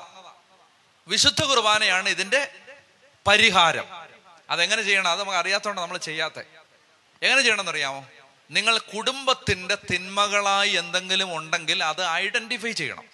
എന്ന് പറഞ്ഞാൽ, ഇപ്പൊ നിങ്ങൾ ആലോചിച്ച് നോക്കണം, എൻ്റെ കുടുംബത്തിന് ഇപ്പൊ ഞാൻ ഉദാഹരണം പറയുകയാണ്. ഞാൻ ചിന്തിക്കുകയാണ്, എൻ്റെ വല്യപ്പൻ മന്ത്രവാദമൊക്കെ ചെയ്യുന്ന ഒരാളായിരുന്നു എന്ന് വല്യമ്മ പറഞ്ഞ് കേട്ടിട്ടുണ്ടെന്ന് വിചാരിക്കുക.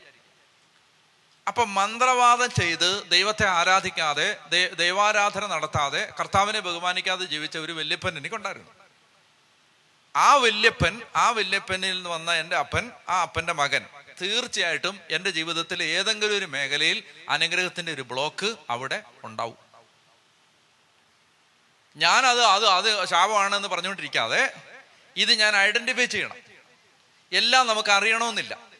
അറിയാത്തപ്പോ നമ്മൾ ഇപ്പോഴുള്ള പ്രതിസന്ധി എടുക്കണം. ഇപ്പൊ ഉദാഹരണത്തിന്, ഇപ്പോ കുടുംബത്തിൽ എല്ലാവർക്കും ഒരു പ്രത്യേക രീതിയിൽ എല്ലാവർക്കും ആസ്മ രോഗമാണെന്ന് വെച്ചോ. ഇതെടുക്കണം. എടുത്തിട്ട് ഇങ്ങനെ പറയണം, കർത്താവേ, ഞങ്ങളുടെ കുടുംബത്തിലെ എല്ലാവർക്കും ആസ്മ രോഗം വരുന്നതിന് കാരണമായി ഞങ്ങളുടെ കഴിഞ്ഞ തലമുറകളിൽ നടന്നിട്ടുള്ള തിന്മകൾക്ക് ഈ കുർബാനയിൽ ഞങ്ങൾ പരിഹാരം അപേക്ഷിക്കുന്നു.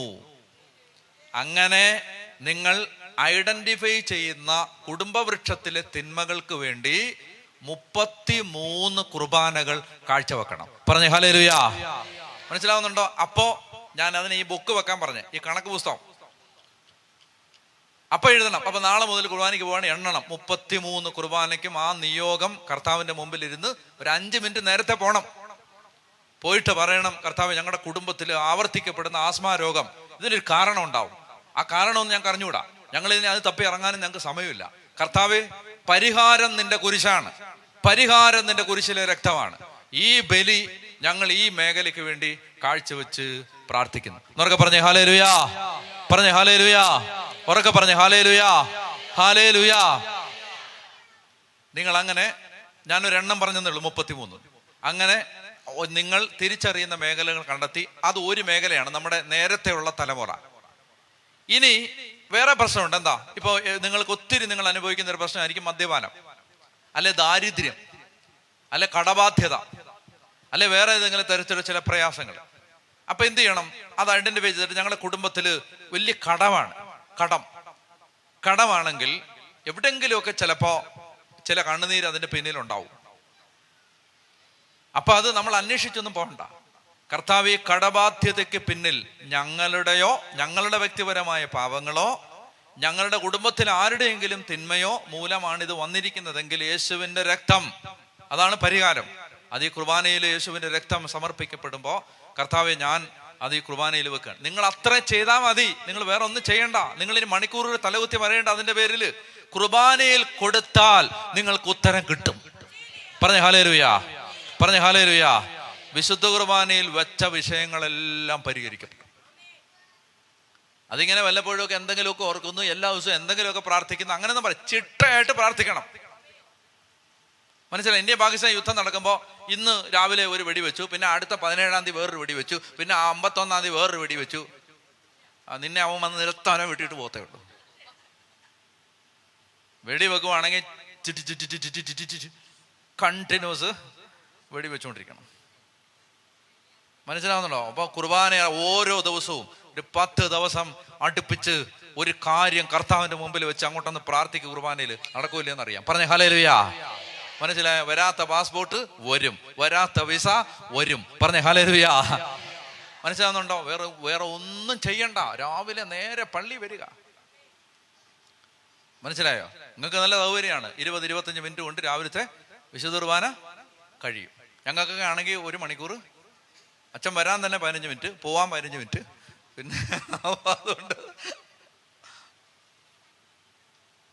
ഒരു 30 മിനിറ്റ് ഒന്ന് മാറ്റി വെക്ക് ഒരു ദിവസം. നീ രക്ഷപ്പെടന്നിട്ട് നീ ഒന്ന് രക്ഷപ്പെട്. ഒരു 30 മിനിറ്റ് മാറ്റി വെച്ചിട്ട് വെറുതെ വന്ന് ആദ്യം ഇതും പറഞ്ഞ് ആവലാതി എല്ലാം പറഞ്ഞ് പോകുന്നതിന് പകരം ചിട്ടയായിട്ട് വരണം. അപ്പൊ അറിയാൻ വയ്യെങ്കിൽ എഴുത്തും വായനയെന്ന് അറിയത്തില്ലേ, പിള്ളേരെ വിളിച്ചെടുത്തിട്ട് ഇതാ അച്ഛൻ പറഞ്ഞ ഐറ്റംസ് എല്ലാം എഴുതാൻ പറയണം. എന്നിട്ട് അത് എൻ്റെ തരാൻ പറയണം. 400 പേജിന്റെ ഒരു ബുക്ക് വാങ്ങിക്കാനുള്ള കാശും പിള്ളേർക്ക് കൊടുത്തിട്ട് ബുക്കും വാങ്ങിപ്പിച്ചിട്ട് പിള്ളേരെ കൊണ്ട് എഴുതിക്കണം. അല്ല കേട്ടോ അമ്മച്ചി? ആ എഴുതേണ്ടതല്ല ഇവിടെ ഇരുന്ന് വർത്താനം പറഞ്ഞുകൊണ്ടിരിക്കുക. ഇങ്ങോട്ട് നോക്കണം. അപ്പോ ഇങ്ങനെ നമ്മൾ അപ്പോൾ ഒരു വളരെ പ്രധാനപ്പെട്ട മേഖലയാണ് നമുക്ക് ഇപ്പം അനുഭവിക്കുന്ന പ്രയാസങ്ങൾ ഇതുപോലെ എഴുതി വെച്ചിട്ട് ഒരു 33 കുർബാന എണ്ണണം, ആ കാര്യത്തിന് വേണ്ടി കാഴ്ചവെക്കണം. മനസ്സിലാവുന്നുണ്ടോ? പറഞ്ഞ ഹല്ലേലൂയാ, പറഞ്ഞ ഹല്ലേലൂയാ, ഹല്ലേലൂയാ, ഹല്ലേലൂയാ. ഇനി ആഗ്രഹങ്ങൾ. അടുത്തത് ആഗ്രഹങ്ങളില്ലേ? ഓരോരുത്തർക്ക് ആഗ്രഹമുണ്ട്. കൊച്ചിനെ അവിടെ കാനഡയിൽ എത്തിക്കണം, കൊച്ചിനെ കാനഡയിൽ എത്തിക്കണം, ഓസ്ട്രേലിയയിൽ എത്തണം. ഞാൻ ഓസ്ട്രേലിയയിൽ പോയി. ഇപ്പം ആർക്കും ഇവിടെ നീ ജീവിക്കണ്ട. എല്ലാവരും വന്നിട്ട് പറയുന്നത് ഒരു 50 പാസ്പോർട്ടും കൊണ്ടാണ് വരുന്നത്. എന്നിട്ട് വെച്ചാൽ എല്ലാവരും ഞങ്ങൾ ഇസ്രായേലിൽ പോവാണ്, ഞങ്ങൾ ഓസ്ട്രേലിയയിൽ പോവാണ്, ഞങ്ങൾ കാനഡയിൽ പോവാണ്, അമേരിക്കയിൽ പോവാണ്. നല്ലതാ, നിങ്ങൾ പോയാൽ ഞങ്ങൾക്കും വരാമല്ലോ നിങ്ങളുടെ പുറകെ. ആഗ്രഹങ്ങൾ. പ്രാർത്ഥിക്കണം. കർത്താവേ, എന്താ പ്രാർത്ഥിക്കണ്ടേ? ദൈവമേ, നനയാതെ കിടക്കാൻ ചോരാത്ത ഒരു കൂര തരണേ. ദാരിദ്ര്യം പറഞ്ഞ് പ്രാർത്ഥിക്കില്ല. ദൈവമേ, ഒരു 4-5 മുറിയുള്ള നല്ല വൃത്തിയുള്ള ഒരു വീട് തരണം. വെറുതെ ഒന്നും അല്ലല്ലോ, ഫുട്ബോൾ കളിക്കാനൊന്നും അല്ലേ, താമസിക്കാനല്ലേ. പിള്ളേർക്ക് എന്നോട് എൻ്റെ ഒരു ശുശ്രൂഷകൻ ഒരിക്കൽ വീടില്ല, കുടില്ല കിടക്കുന്നത്. അപ്പോൾ അന്ന് ശുശ്രൂഷയ്ക്ക് കൂടെ ഉണ്ടായിരുന്ന ഒരാളാണ്. അപ്പം ഞാൻ എപ്പോഴും പറയായിരുന്നു, നീ വീട് വെക്കടാ, നീ ഒന്ന് തുടങ്ങിയാൽ നടക്കും. നീ പറഞ്ഞു ഇല്ല, എങ്ങനെ? എങ്ങനെയും നീ തുടങ്ങടാ, ഒന്ന് എങ്ങനെയും. നീ വെറുതെ അച്ഛനെ വിളിച്ചുകൊണ്ട് പ്രാർത്ഥിച്ചിട്ട് ആ ഗ്രൗണ്ടെങ്കിലും ഒന്ന് റെഡിയാക്കി ഇട്, അപ്പൊ ദൈവം പ്രവർത്തിക്കും. നീ അല്ലല്ല കാശെല്ലാം ആയിട്ട് തുടങ്ങാൻ വേണ്ടിയിരിക്കുകയാണ്. അങ്ങനെ ഇരുന്നിരുന്ന് ഞാനൊരു ദിവസം ആ പ്രദേശത്ത് കൺവെൻഷൻ ചെന്നപ്പോൾ ആ വീട്ടിൽ ചെന്ന സമയത്ത് പിന്നെ ആ മനുഷ്യൻ എന്നോട് പറഞ്ഞു, അച്ഛൻ പറഞ്ഞ പോലെ ഞാൻ ഒത്തിരിയും കാലം ഇങ്ങനെ വെറുതെ സമയം കളഞ്ഞു. അച്ഛൻ പറഞ്ഞ പോലെ അവസാനം ഞാൻ അങ്ങ് തുടങ്ങി, ദൈവം അത് തീർത്ത് തന്നു എന്ന് പറഞ്ഞു. അപ്പോൾ ഞാൻ പറഞ്ഞു, എന്താ നിനക്കെന്താ ഇപ്പം, ഞാൻ അന്ന് പറഞ്ഞപ്പോൾ ഉണ്ടാകാത്ത വിവേകം എന്താ ഇപ്പം ഉണ്ടായെന്ന് ചോദിച്ചപ്പോൾ എൻ്റെ അടുത്ത് പറയാണ്, 7 മക്കളുണ്ട്, പെൺപിള്ളേർ വളർന്നു വരിക, തുണി മാറാൻ സ്ഥലമില്ല, എല്ലാവരും കൂടെ ഒരു മുറിയിലാണ് കിടക്കുന്നത്. കൊച്ചിന് തുണി മാറുമ്പോൾ ബാക്കി ആങ്ങളമാരും എല്ലാം ഇല്ലേ. അപ്പോൾ കുഞ്ഞ് നിന്ന് വിഷമിക്കുന്നത് ഇവൻ കണ്ടു. ഒരു ദിവസം തുണി മാറാൻ ഒരു മറവില്ല. മനസ്സിലാവുന്നുണ്ടോ? അപ്പോൾ വൃത്തിയായിട്ട് കൊച്ചിന് കുറ്റിയിട്ട് അകത്ത് ആരുടെ ഉപദ്രവമില്ലാതെ കിടക്കാൻ നല്ല വീട് വേണം. പറഞ്ഞ ഹല്ലേലൂയാ. മനസ്സിലായി? എല്ലാവരും കൂടെ കയറി ഇറങ്ങുന്ന മെയ്യുന്ന സ്ഥലത്ത് അല്ല വളരേണ്ടത് കുഞ്ഞുങ്ങൾ. അവർക്ക് സ്വകാര്യത വേണം. മനസ്സിലാവുന്നുണ്ടോ? അവർക്ക് സ്വസ്ഥമായിട്ടിരുന്ന് പഠിക്കാൻ സൗകര്യം വേണം എല്ലാവർക്കും. അല്ലാതെ പട്ടിണിയും ദാരിദ്ര്യവും ആയിട്ട് കിടക്കണ്ട. നല്ല രീതിയിൽ എഴുതി വെക്ക്, കർത്താവേ, എനിക്ക് എൻ്റെ മക്കൾക്ക് നല്ല രീതിയിൽ ജീവിക്കാൻ നല്ല വീട് തരണം. ഇതൊക്കെ ദൈവം തരും. ഇതെല്ലാം ദൈവം തരും. ഇതെല്ലാം ദൈവത്തിന്, ഗവൺമെന്റിനാണ് തരാൻ പറ്റാത്തത്, ദൈവത്തിന് തരാൻ പറ്റും.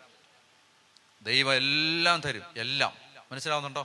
അപ്പോൾ അതുകൊണ്ട് ആവശ്യമുള്ളതെല്ലാം ആഗ്രഹങ്ങൾ, അത്യാഗ്രഹമൊന്നും വേണ്ട. എനിക്ക് എന്നെ അംബാനിയാക്കണം, വേണ്ട. അംബാനി ഒന്ന് ഉണ്ട്, വേണ്ട. വേറെ വേണ്ട. യൂസഫ് അലി വേണ്ട, ഒന്നുണ്ട്, നീ വേണ്ട. യൂസഫ് അലി ആവണ്ട, നീ ജോസഫായാൽ മതി. അപ്പോൾ വലിയ അത്യാഗ്രഹവും ലാഭമൊന്നും വേണ്ട. മാനം മര്യാദയ്ക്ക് ജീവിക്കാൻ അല്ലേ, വണ്ടി ഓടിക്കണം, സ്കൂട്ടർ വേണം. അത്യാഗ്രഹമൊന്നുമല്ല. മനസ്സിലായില്ലേ? അത്യാഗ്രഹമൊന്നുമല്ല. അത് പോകാൻ അങ്ങോട്ട് പോകണം, അത് അങ്ങോട്ട് പോകണം, ഇങ്ങോട്ട് പോകണം, പള്ളിയിൽ പോകണം, കുർബാനയ്ക്ക് പോകണം. ഒരു വണ്ടിയൊക്കെ വേണം. എല്ലാവരും കൂടെ വാങ്ങിക്കണ്ട, ഒന്നാമത് ഇപ്പോൾ റോഡിൽ സ്ഥലമില്ല. എന്നാലും ബുദ്ധിമുട്ടുണ്ടെങ്കിൽ വാങ്ങിക്കണം. പറഞ്ഞ ഹല്ലേലൂയാ. എല്ലാ സൗകര്യങ്ങളും വേണം. ഇനി അടുത്ത കഴക്കൂട്ടത്ത് മീൻ വാങ്ങിക്കാൻ വരുമ്പോൾ നിങ്ങളെ കാണുമ്പോൾ പിന്നെ എല്ലാം വണ്ടിയിലൊക്കെ വന്നങ്ങോട്ട് ഇറങ്ങണം. അതെ, വേറ്റനാട് വണ്ടിയെ വരണം. അമ്മച്ചിയൊക്കെ വണ്ടിയെ വന്നങ്ങോട്ട് ഇറങ്ങണം. അപ്പോൾ അവിടെ സ്ഥലമില്ല വണ്ടി ഇടാൻ. എല്ലാ വണ്ടിയും കൊണ്ടൊന്നും അവിടെ വരണ്ട. ഞാൻ പറഞ്ഞ മനസ്സിലാവുന്നോ? നമുക്ക് ഇതെല്ലാം കുർബാനയിൽ എഴുതി വെച്ചിട്ട് തുടങ്ങണം. പറഞ്ഞ വല്ലതും മനസ്സിലായോ? ഇങ്ങനെ അങ്ങോട്ട് കുർബാന അർപ്പിക്ക്. 2025 നിങ്ങൾക്ക് ഡാനിയലച്ചൻ പറഞ്ഞത് ഫലിക്കുമോ ഇല്ലയോ എന്ന് പരീക്ഷിക്കാനുള്ള സമയമാണ്. പരീക്ഷിച്ചു. വിശുദ്ധ കുർബാനയിൽ അഴിയാത്ത ഒരു കുരുക്കും ഇല്ല. ഒരു കുരുക്കും. കൊച്ചാവശ്യമില്ലാത്തൊരു കേസ് കിട്ടിപ്പോയി പെട്ടിരിക്കുന്നു. ഇനി അതിനെ തലയൊക്കെ വെച്ച് പ്രാഗി അലച്ച് ബഹളം വെച്ച് അതിനെ ഒന്നും ചെയ്യണ്ട. എല്ലാ സ്ഥലത്തും എൻ്റെ അടുത്ത് ഒരു കൊച്ചിനെ കൊണ്ടുവന്നപ്പോൾ അത് വേറെ ഒരുത്തനായിട്ട് പ്രേമത്തിലാണ്. അപ്പോൾ എനിക്ക് ഒന്നാമത് ഇങ്ങനെയുള്ള കേസുകൾ കൈകാര്യം ചെയ്യാൻ പേടിയാണ്. കാരണം പിള്ളേർ വല്ലതൊക്കെ പറയും നമ്മളെ, അത് നിങ്ങൾക്ക് ഇഷ്ടമല്ല. അപ്പോൾ അതിങ്ങനെ ബാഷാനിലെ പശുവിനെ പോലാണ് ഈ കൊച്ചിരിക്കുന്നത്. വെട്ടാൻ വരുന്ന പോത്തിനെ പോലാണ് ഇങ്ങനെ ഇങ്ങനെ ഇരിക്കണം. ഞാൻ പറഞ്ഞു മോളെ എന്ത് മോളെ, അതാണ് ആറ്റിറ്റ്യൂഡ്. ഞാൻ പറഞ്ഞു പിന്നെ ഈ മോളെ നീ നിന്റെ മാതാപിതാക്കന്മാരെ ഒന്ന് ആലോചിച്ച് നോക്ക്. നീ ഒരു കാര്യം ചെയ്യും, ഒരു ത്രാസ് എടുത്തിട്ട് ത്രാസിന്റെ ഒരു തട്ടിൽ മാതാപിതാക്കന്മാരെ വെച്ച് ഇന്നലെ കണ്ട മറ്റേ ചെറുക്കനെ ഈ തട്ടിലും വെച്ചിട്ട് നീ തൂക്കി നോക്ക്, ആർക്കാ തൂക്കുമെന്ന്. അതൊക്കെ എന്തിനാ തൂക്കുന്നതെന്ന് പറഞ്ഞു. അവന് തന്നെ തൂക്കുമെന്ന് പറഞ്ഞു. അതിനിപ്പോൾ തൂക്കേണ്ട കാര്യം എന്താണ്? ഞാൻ പറഞ്ഞു കൊച്ചേ, അത് നിന്റെ മാതാപിതാക്കന്മാർ നിന്നെ ഇത്രയും വളർത്തി വലുതാക്കി ഇങ്ങനെയൊക്കെ വർത്താനം പറയാറാക്കിയില്ലേടി മോളെ. അവള് പറയാണ് അത് പ്രസവിച്ചിട്ട് അവരുടെ ജോലിയാണ് വളർത്തേണ്ടത്, അത് പ്രസവിക്കുന്നതിന് മുമ്പ് ആലോചിക്കണമായിരുന്നു. അപ്പോൾ എനിക്ക് മനസ്സിലായി ഇതിനോടൊന്നും സംസാരിച്ചിട്ട് യാതൊരു കാര്യവും ഇല്ല. അപ്പോൾ അവൾ എന്നോട് പറഞ്ഞു എനിക്ക് മനസ്സിലാവാത്തതേ ഇത് അഞ്ചാമത്തെ അച്ഛൻ്റെ മുമ്പിലാണ് എന്നെ കൊണ്ടുവന്ന് ഇരുത്തേക്കെന്ന് പറഞ്ഞു. എന്തിനാണ് ഈ കോന്തന്മാരുടെ അടുത്തെല്ലാം എന്നെ കൊണ്ടിരുന്നതെന്നാണ്. ഞാൻ പറഞ്ഞു മോളെ അച്ഛനൊരു അബദ്ധം പറ്റിയതാണ്, മക്കൾ എത്രയും പെട്ടെന്ന് ഇവിടുന്ന് പൊക്കോ, ഇനി കൂടുതലൊന്നും പറഞ്ഞ് നാറ്റുകരുത്. അപ്പൊ ഇതിനോടൊന്നും പറഞ്ഞിട്ട് എൻ്റെ അമ്മച്ചി കാര്യമില്ല. എന്ത് ചെയ്താൽ മതി? അല്ല, ഒന്നാം തരം പണി നമ്മുടെ വേറെ ഇരിക്കല്ലേ. പോണം, എഴുതിക്കൊണ്ട് പോണം. പറഞ്ഞ ഹല്ലേലൂയ. എഴുതിക്കൊണ്ട് പോണം. പോയിട്ട് മെമ്മോറാണ്ടം അവിടെ ഏൽപ്പിക്കണം. കൊച്ചിന് പറഞ്ഞിട്ട് മനസ്സിലാവുന്നില്ല, ഇത് ആപത്താന്ന് പറഞ്ഞിട്ട് മനസ്സിലാവുന്നില്ല, പോകുന്നത് അപകടത്തിലേക്കാന്ന് പറഞ്ഞിട്ട് മനസ്സിലാവുന്നില്ല, ഈ കെണി എന്താന്ന് മനസ്സിലാവുന്നില്ല. ഹാഗാറിന്റെ കണ്ണ് തുറന്ന കർത്താവേ, ഏലീശായുടെ ഭൃത്യന്റെ കണ്ണ് തുറന്ന കർത്താവേ, എമ്മാവൂസിലെ ശിഷ്യന്മാരുടെ കണ്ണ് തുറന്ന കർത്താവേ, എൻ്റെ കൊച്ചിൻ്റെ കണ്ണ് തുറക്കണേന്ന് ഒരു 30 കുർബാന അങ്ങോട്ട് കാഴ്ചവെക്ക്. കൊച്ച് തന്നെ വന്നിട്ട് പറയും എന്താണ് എൻ്റെ കല്യാണം ആലോചിക്കാത്തത് എന്ന് ഇങ്ങോട്ട് വന്നിട്ട് ചോദിക്കും. മറ്റേ കേസ് അതൊക്കെ പോയെന്ന് പറയും. പറഞ്ഞേ ഹല്ലേലൂയ. മനസ്സിലാവുന്നുണ്ടോ? അതെല്ലാം നമ്മുടെ കയ്യിൽ ഉത്തരം ഇരിക്കുകയാണ്. ഞാൻ ഒരു സ്ഥലത്ത് ശുശ്രൂഷ ചെയ്യുന്ന സമയത്ത് എൻ്റെ അടുത്ത് കുമ്പസാരിക്കാൻ വേണ്ടി ഒരു അമ്മച്ചി വന്നു. അപ്പം ഞായറാഴ്ച ദിവസത്തെ കുമ്പസാരം എന്ന് പറഞ്ഞാൽ ഭയങ്കര, ഇവിടെ ഞായറാഴ്ച കുമ്പസാരം ഉണ്ടോ എന്ന് എനിക്കറിയത്തില്ല. ഇവിടെ ഉണ്ടോ? സമാധാനം. ഞങ്ങളുടെയൊക്കെ പള്ളികളിൽ ആളുകൾ ഞായറാഴ്ചയൊക്കെയാണ് വരുന്നത്. അപ്പം ഞായറാഴ്ച വലിയ ക്യൂ ആണ്. അപ്പോൾ എൻ്റെ ജോലി എന്ന് പറഞ്ഞാൽ ഇടയ്ക്കിടയ്ക്ക് എഴുന്നേറ്റ് പോയിട്ട് അങ്ങോട്ട് മറിക്കും എന്ന് പറഞ്ഞാൽ എൻ്റെ കാരണം അറിയാം, ഇത് രഹസ്യ കുമ്പസാരമല്ലേ കത്തോലിക്ക സഭയിൽ. പക്ഷെ അമ്മച്ചി ഇത് പരസ്യ കുമ്പസാരമാക്കിയിരിക്കുകയാണ്. ഇങ്ങനെ ഇരിക്കും. അതായത് ഇങ്ങനെ അടുത്ത് വന്ന് കുമ്പസാര കൂടുതൽ ഇങ്ങനെ അടുത്ത് ചാടി കയറാൻ വേണ്ടി അങ്ങനെ വന്നേ. അപ്പോൾ ഓടിച്ച് അങ്ങ് അപ്പുറത്തോട്ട് മാറ്റി നിർത്തും. അപ്പോൾ ശരിക്കും പറഞ്ഞാൽ പെട്ടെന്ന് ഒന്നാമത്തെ കാര്യം ഈ പ്രാർത്ഥനയുടെ സൗണ്ട് എല്ലാം പകുതിയൊക്കെ കേൾക്കത്തുള്ളൂ. അതിനിടയ്ക്ക് ഒരമ്മച്ചി വന്നിട്ട് പറയുകയാണ്, അച്ഛാ അവൻ ഇന്നലെ വൈകിട്ടും കുടിച്ചിട്ട് വന്ന്, അയ്യോ ഓട്ടോറിക്ഷ കൊണ്ട് മറിച്ചിട്ട്, അയ്യോ കയ്യും കാലും ഓടിച്ച് വിട്ടി. ഞാൻ പറഞ്ഞു അമ്മച്ചി പാപം അച്ഛാ അവൻ ഇന്നലെ കുടിച്ചിട്ട് വന്ന്. അമ്മച്ചി പാപം പറ. എനിക്കാണേൽ ഇങ്ങനെ ഹരിശം കയറി വരികയാണ്. കാരണം ആളുകൾ ക്യൂ നിൽക്കുകയാണ്. 50 എണ്ണം അപ്പുറത്ത് നിൽപ്പുണ്ട്. അതിനെ ഇങ്ങനെ ഒരു തരത്തിലാണ് ഞാൻ പിടിച്ച് അപ്പുറത്ത് നിർത്തി ഇങ്ങോട്ട് തള്ളി കയറാതെ. അന്നേരമാണ് ഇവിടെ വന്നിട്ട് അച്ഛാ അവനെ കൊണ്ടൊരു അയ്യോ എനിക്ക് സഹിക്കാൻ പറ്റുന്നില്ല. ഞാൻ പറഞ്ഞു അമ്മച്ചി പാപം പറ. അമ്മച്ചി പിന്നെ പറയണ അച്ഛാ അയ്യോ അവനെ കൊണ്ട് എനിക്ക് സഹിക്കാൻ പറ്റ. പാപം പറയാനല്ലേ പറഞ്ഞത്, എന്നെ കൊണ്ട് പാപം ചെയ്യിക്കരുത്.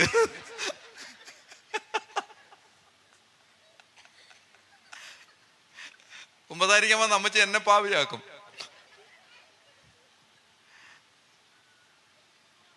അപ്പൊ ഞാൻ ഇങ്ങനെ പറഞ്ഞതും അമ്മച്ചി ദേഷ്യപ്പെട്ടിട്ട്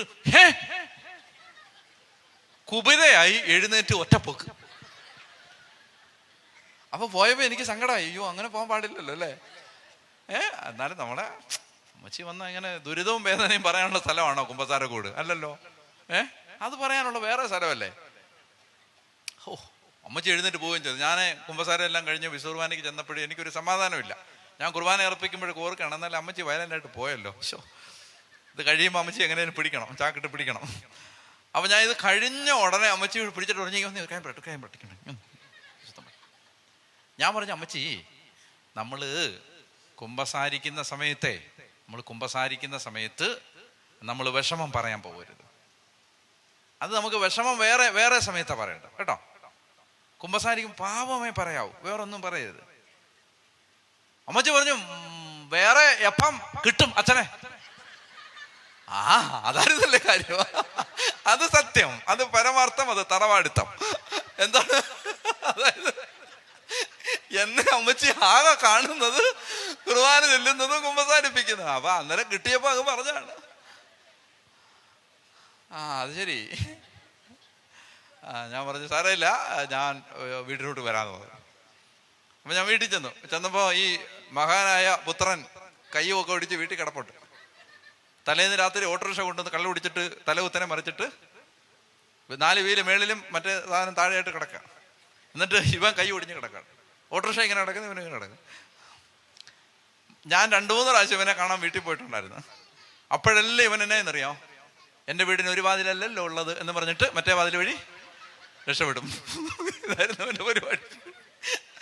ഇപ്പൊ കൈ ഒടിഞ്ഞ് കിടക്കുന്നോണ്ട് ഇങ്ങനെ കിടപ്പുണ്ട്. ഞാൻ പറഞ്ഞു, നിനക്ക് അങ്ങനെ തന്നെ വേണം, നിനക്ക് അങ്ങനെ തന്നെ വേണം.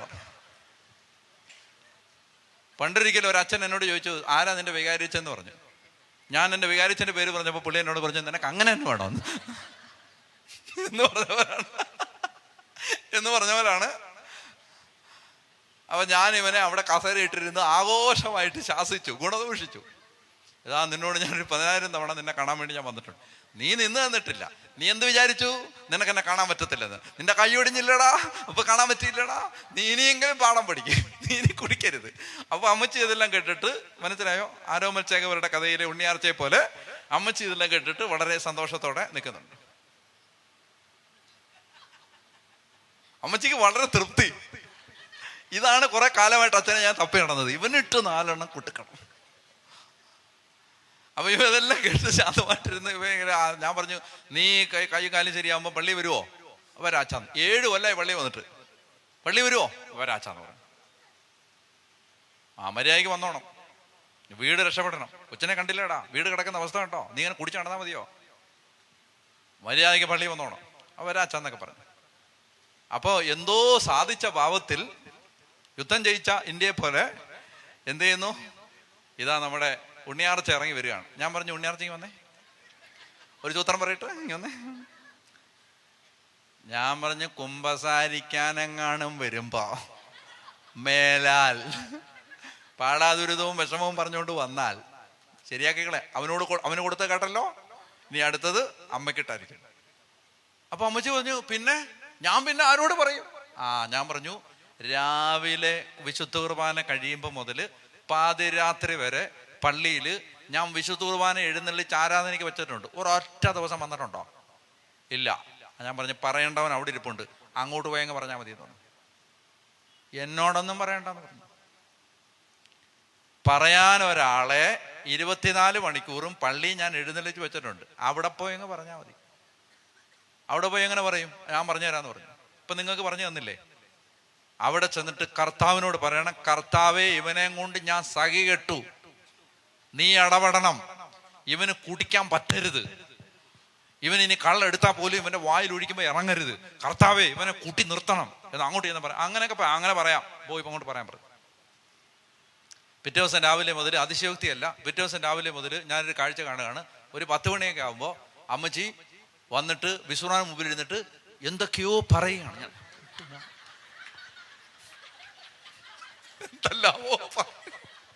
ഞാൻ പിന്നെ ആ വഴിക്കേ പോയില്ല, കാരണം എല്ലാം എൻ്റെ അടുത്തോട്ട് വരും. അപ്പൊ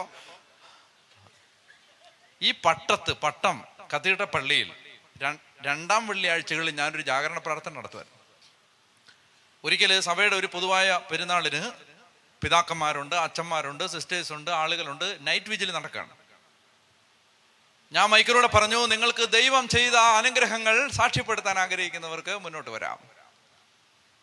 ഞാൻ നോക്കുമ്പോ ഈ കൈ ഒടിഞ്ഞ് വീട്ടിൽ കിടന്ന ഒരുത്തനുണ്ടല്ലോ, അവൻ സാക്ഷ്യം പറയാൻ എഴുന്നേറ്റ് വരികയാണ്. എനിക്കെന്തോ ഒരു അപശകനം തോന്നി, എനിക്കെന്തോ ഒരു പ്രശ്നം. ഞാൻ വിചാരിച്ചു, ദൈവമേ, ഇവൻ എന്നെ, ഞാൻ ധ്യാനഗുരുവായിട്ട് നല്ല സ്റ്റൈലായിട്ട് നിൽക്കുകയാണ്, ഇവൻ എന്നെ ആക്ഷേപിക്കാൻ വേണ്ടി ഇവൻ എന്ത് സാക്ഷ്യം? അവൻ ചിരിച്ചുകൊണ്ടൊക്കെ വന്നിട്ട്, അപ്പൊ ഞാനിങ്ങനെ എന്നെ കൊണ്ട് പറ്റുന്ന രീതിയിലെല്ലാം ഞാൻ നവരസങ്ങൾ അഭിനയിച്ച് ഫലിപ്പിക്കുന്നുണ്ട്. അവൻ പറയുന്നത് ഒരു കുഴപ്പമില്ലെന്നാണ്, ഒരു കുഴപ്പമില്ല, ഒരു പ്രശ്നമില്ലെന്ന് പറഞ്ഞിട്ടാണ് വരുന്നത്. അവ വന്നിട്ട് മൈക്ക് എടുത്തിട്ട് പിതാവൊക്കെ ഇരിക്കുകയാണേ. മൈക്ക് എടുത്തിട്ട് അവൻ പറയാണ്, ഞാൻ ഒരു വലിയ മദ്യപാനിയായിരുന്നു. ഞാൻ മനസ്സിൽ വിചാരിക്കുകയാണ്, സത്യം മദ്യപാനിയായിരുന്നു. ഞാനൊരിക്കൽ മദ്യപിച്ച് ഓട്ടോറിക്ഷ തലകീഴായിട്ട് മറിച്ച് വീട്ടിൽ കിടക്കുമ്പോൾ ഈ അച്ഛൻ വന്ന് എന്നെ ശാസിച്ചു. അച്ഛൻ എന്നോട് പറഞ്ഞു, മേലാൽ മദ്യപിക്കരുത്, നീ പള്ളി വരണം. 2 കാര്യങ്ങളും അച്ഛനോട് ഞാൻ പുറമേ പറഞ്ഞു, കുടിക്കത്തില്ല, പള്ളി വരാം. പക്ഷെ മനസ്സിൽ പറഞ്ഞു, കുടിക്കും, പള്ളി വരുത്തില്ല എന്ന് ഞാൻ മനസ്സിൽ പറഞ്ഞു. എല്ലാ ദിവസവും രാവിലെ ഞാൻ നോക്കുമ്പോൾ എൻ്റെ അമ്മ ഒരു 9 ആകുമ്പോൾ വീട്ടിൽ ഒരുങ്ങിക്കെട്ടി എവിടോട്ടോ പോകുന്നു. ഞാൻ അമ്മയോട് ചോദിച്ചു, അമ്മേ നിങ്ങൾ എവിടെ പോവാണ്? അമ്മ എന്നോട് മറുപടി പറയും, നിന്നെ നന്നാക്കാൻ പോവാടാ എന്ന് പറയും. എനിക്കൊന്നും മനസ്സിലായില്ല. അമ്മ എവിടെയൊക്കെ പോകുന്നു, ഉച്ച കഴിയുമ്പോൾ തിരിച്ചു വരുന്നു, എന്നെ നന്നാക്കാൻ പോവാണെന്നാണ് പറയും. ഞാൻ അപകടമെല്ലാം കഴിഞ്ഞ് എൻ്റെ കയ്യിലെങ്കിൽ പാലിലെയും പ്ലാസ്റ്ററെല്ലാം എടുത്ത് ഞാൻ ജോലിക്ക് പോകാൻ തുടങ്ങിയപ്പോൾ പതുപോലെ കൂട്ടുകാരെ വിളിച്ച് കുടിക്കാൻ വേണ്ടിയിരിക്കുമ്പോൾ മദ്യം ഒഴിച്ച് മദ്യ ഗ്ലാസ് എടുക്കുമ്പോൾ എനിക്ക് ഛർദ്ദിക്കാൻ വരികയാണ്, എനിക്ക് കുടിക്കാൻ പറ്റുന്നില്ല. അപ്പൊ ഈ കഥ എനിക്ക് അറിഞ്ഞൂടാ. അപ്പൊ ഞാൻ ഞെട്ടി നിൽക്കുകയാണ്. ദൈവമേ, ഇവ കള്ളമാണോ സത്യമാണോ ഈ പറയുന്നത്? അപ്പൊ അവൻ പറഞ്ഞു, എൻ്റെ വികാരിച്ചൻ വളരെ ഞെട്ടി നിൽക്കുകയാണ്. കാരണം അച്ഛന് ഈ കഥ അറിയില്ല. എന്നിട്ട് അവൻ പറഞ്ഞു, ഞാൻ കുടി നിർത്തിയെന്ന് മാത്രമല്ല, ഞാൻ എല്ലാ ഞായറാഴ്ചയും പള്ളി വരുന്നുണ്ട്. അപ്പം ഞാൻ ഉള്ളിൽ പറഞ്ഞു, നോണ, കാരണം പള്ളി വരുന്ന എനിക്കറിയില്ലേ. അപ്പൊ അവൻ പറഞ്ഞു, അച്ഛനിപ്പോൾ വിചാരിക്കുന്നുണ്ട് ഞാൻ നുണ പറയുകയാണെന്ന്. ഞാൻ നുണ പറയുകയല്ല. ഞാൻ ആരെയും കാണാൻ നിൽക്കാതെ 7 കൊല്ലമായി പള്ളി വരാതിരുന്ന ഞാൻ പെട്ടെന്ന് പള്ളി വരുമ്പോൾ നമ്മുടെ ആളുകളല്ലേ, ഓരോന്ന് ചോദിച്ചും പറഞ്ഞും തുടങ്ങും. അവരെ ഫേസ് ചെയ്യാൻ പറ്റാത്തതുകൊണ്ട് ഞാൻ അച്ഛൻ ആശീർവാദം പറയുമ്പോഴേ അപ്പം തന്നെ പോവും, അച്ഛൻ എന്നെ കണ്ടിട്ടില്ല. അപ്പൊ എനിക്ക് മനസ്സിലായി, ഇത് പറയുന്നത് സത്യമാണ്. ഞാൻ ഞായറാഴ്ചകളിൽ പള്ളി പോകുന്നുണ്ട്. എൻ്റെ അമ്മ ദൈവസന്നിധി പോയിരുന്ന് സങ്കടം പറഞ്ഞ് എന്നെ കുടിക്കാൻ പറ്റാത്തവനും ദൈവഭക്തനുമാക്കി മാറ്റി.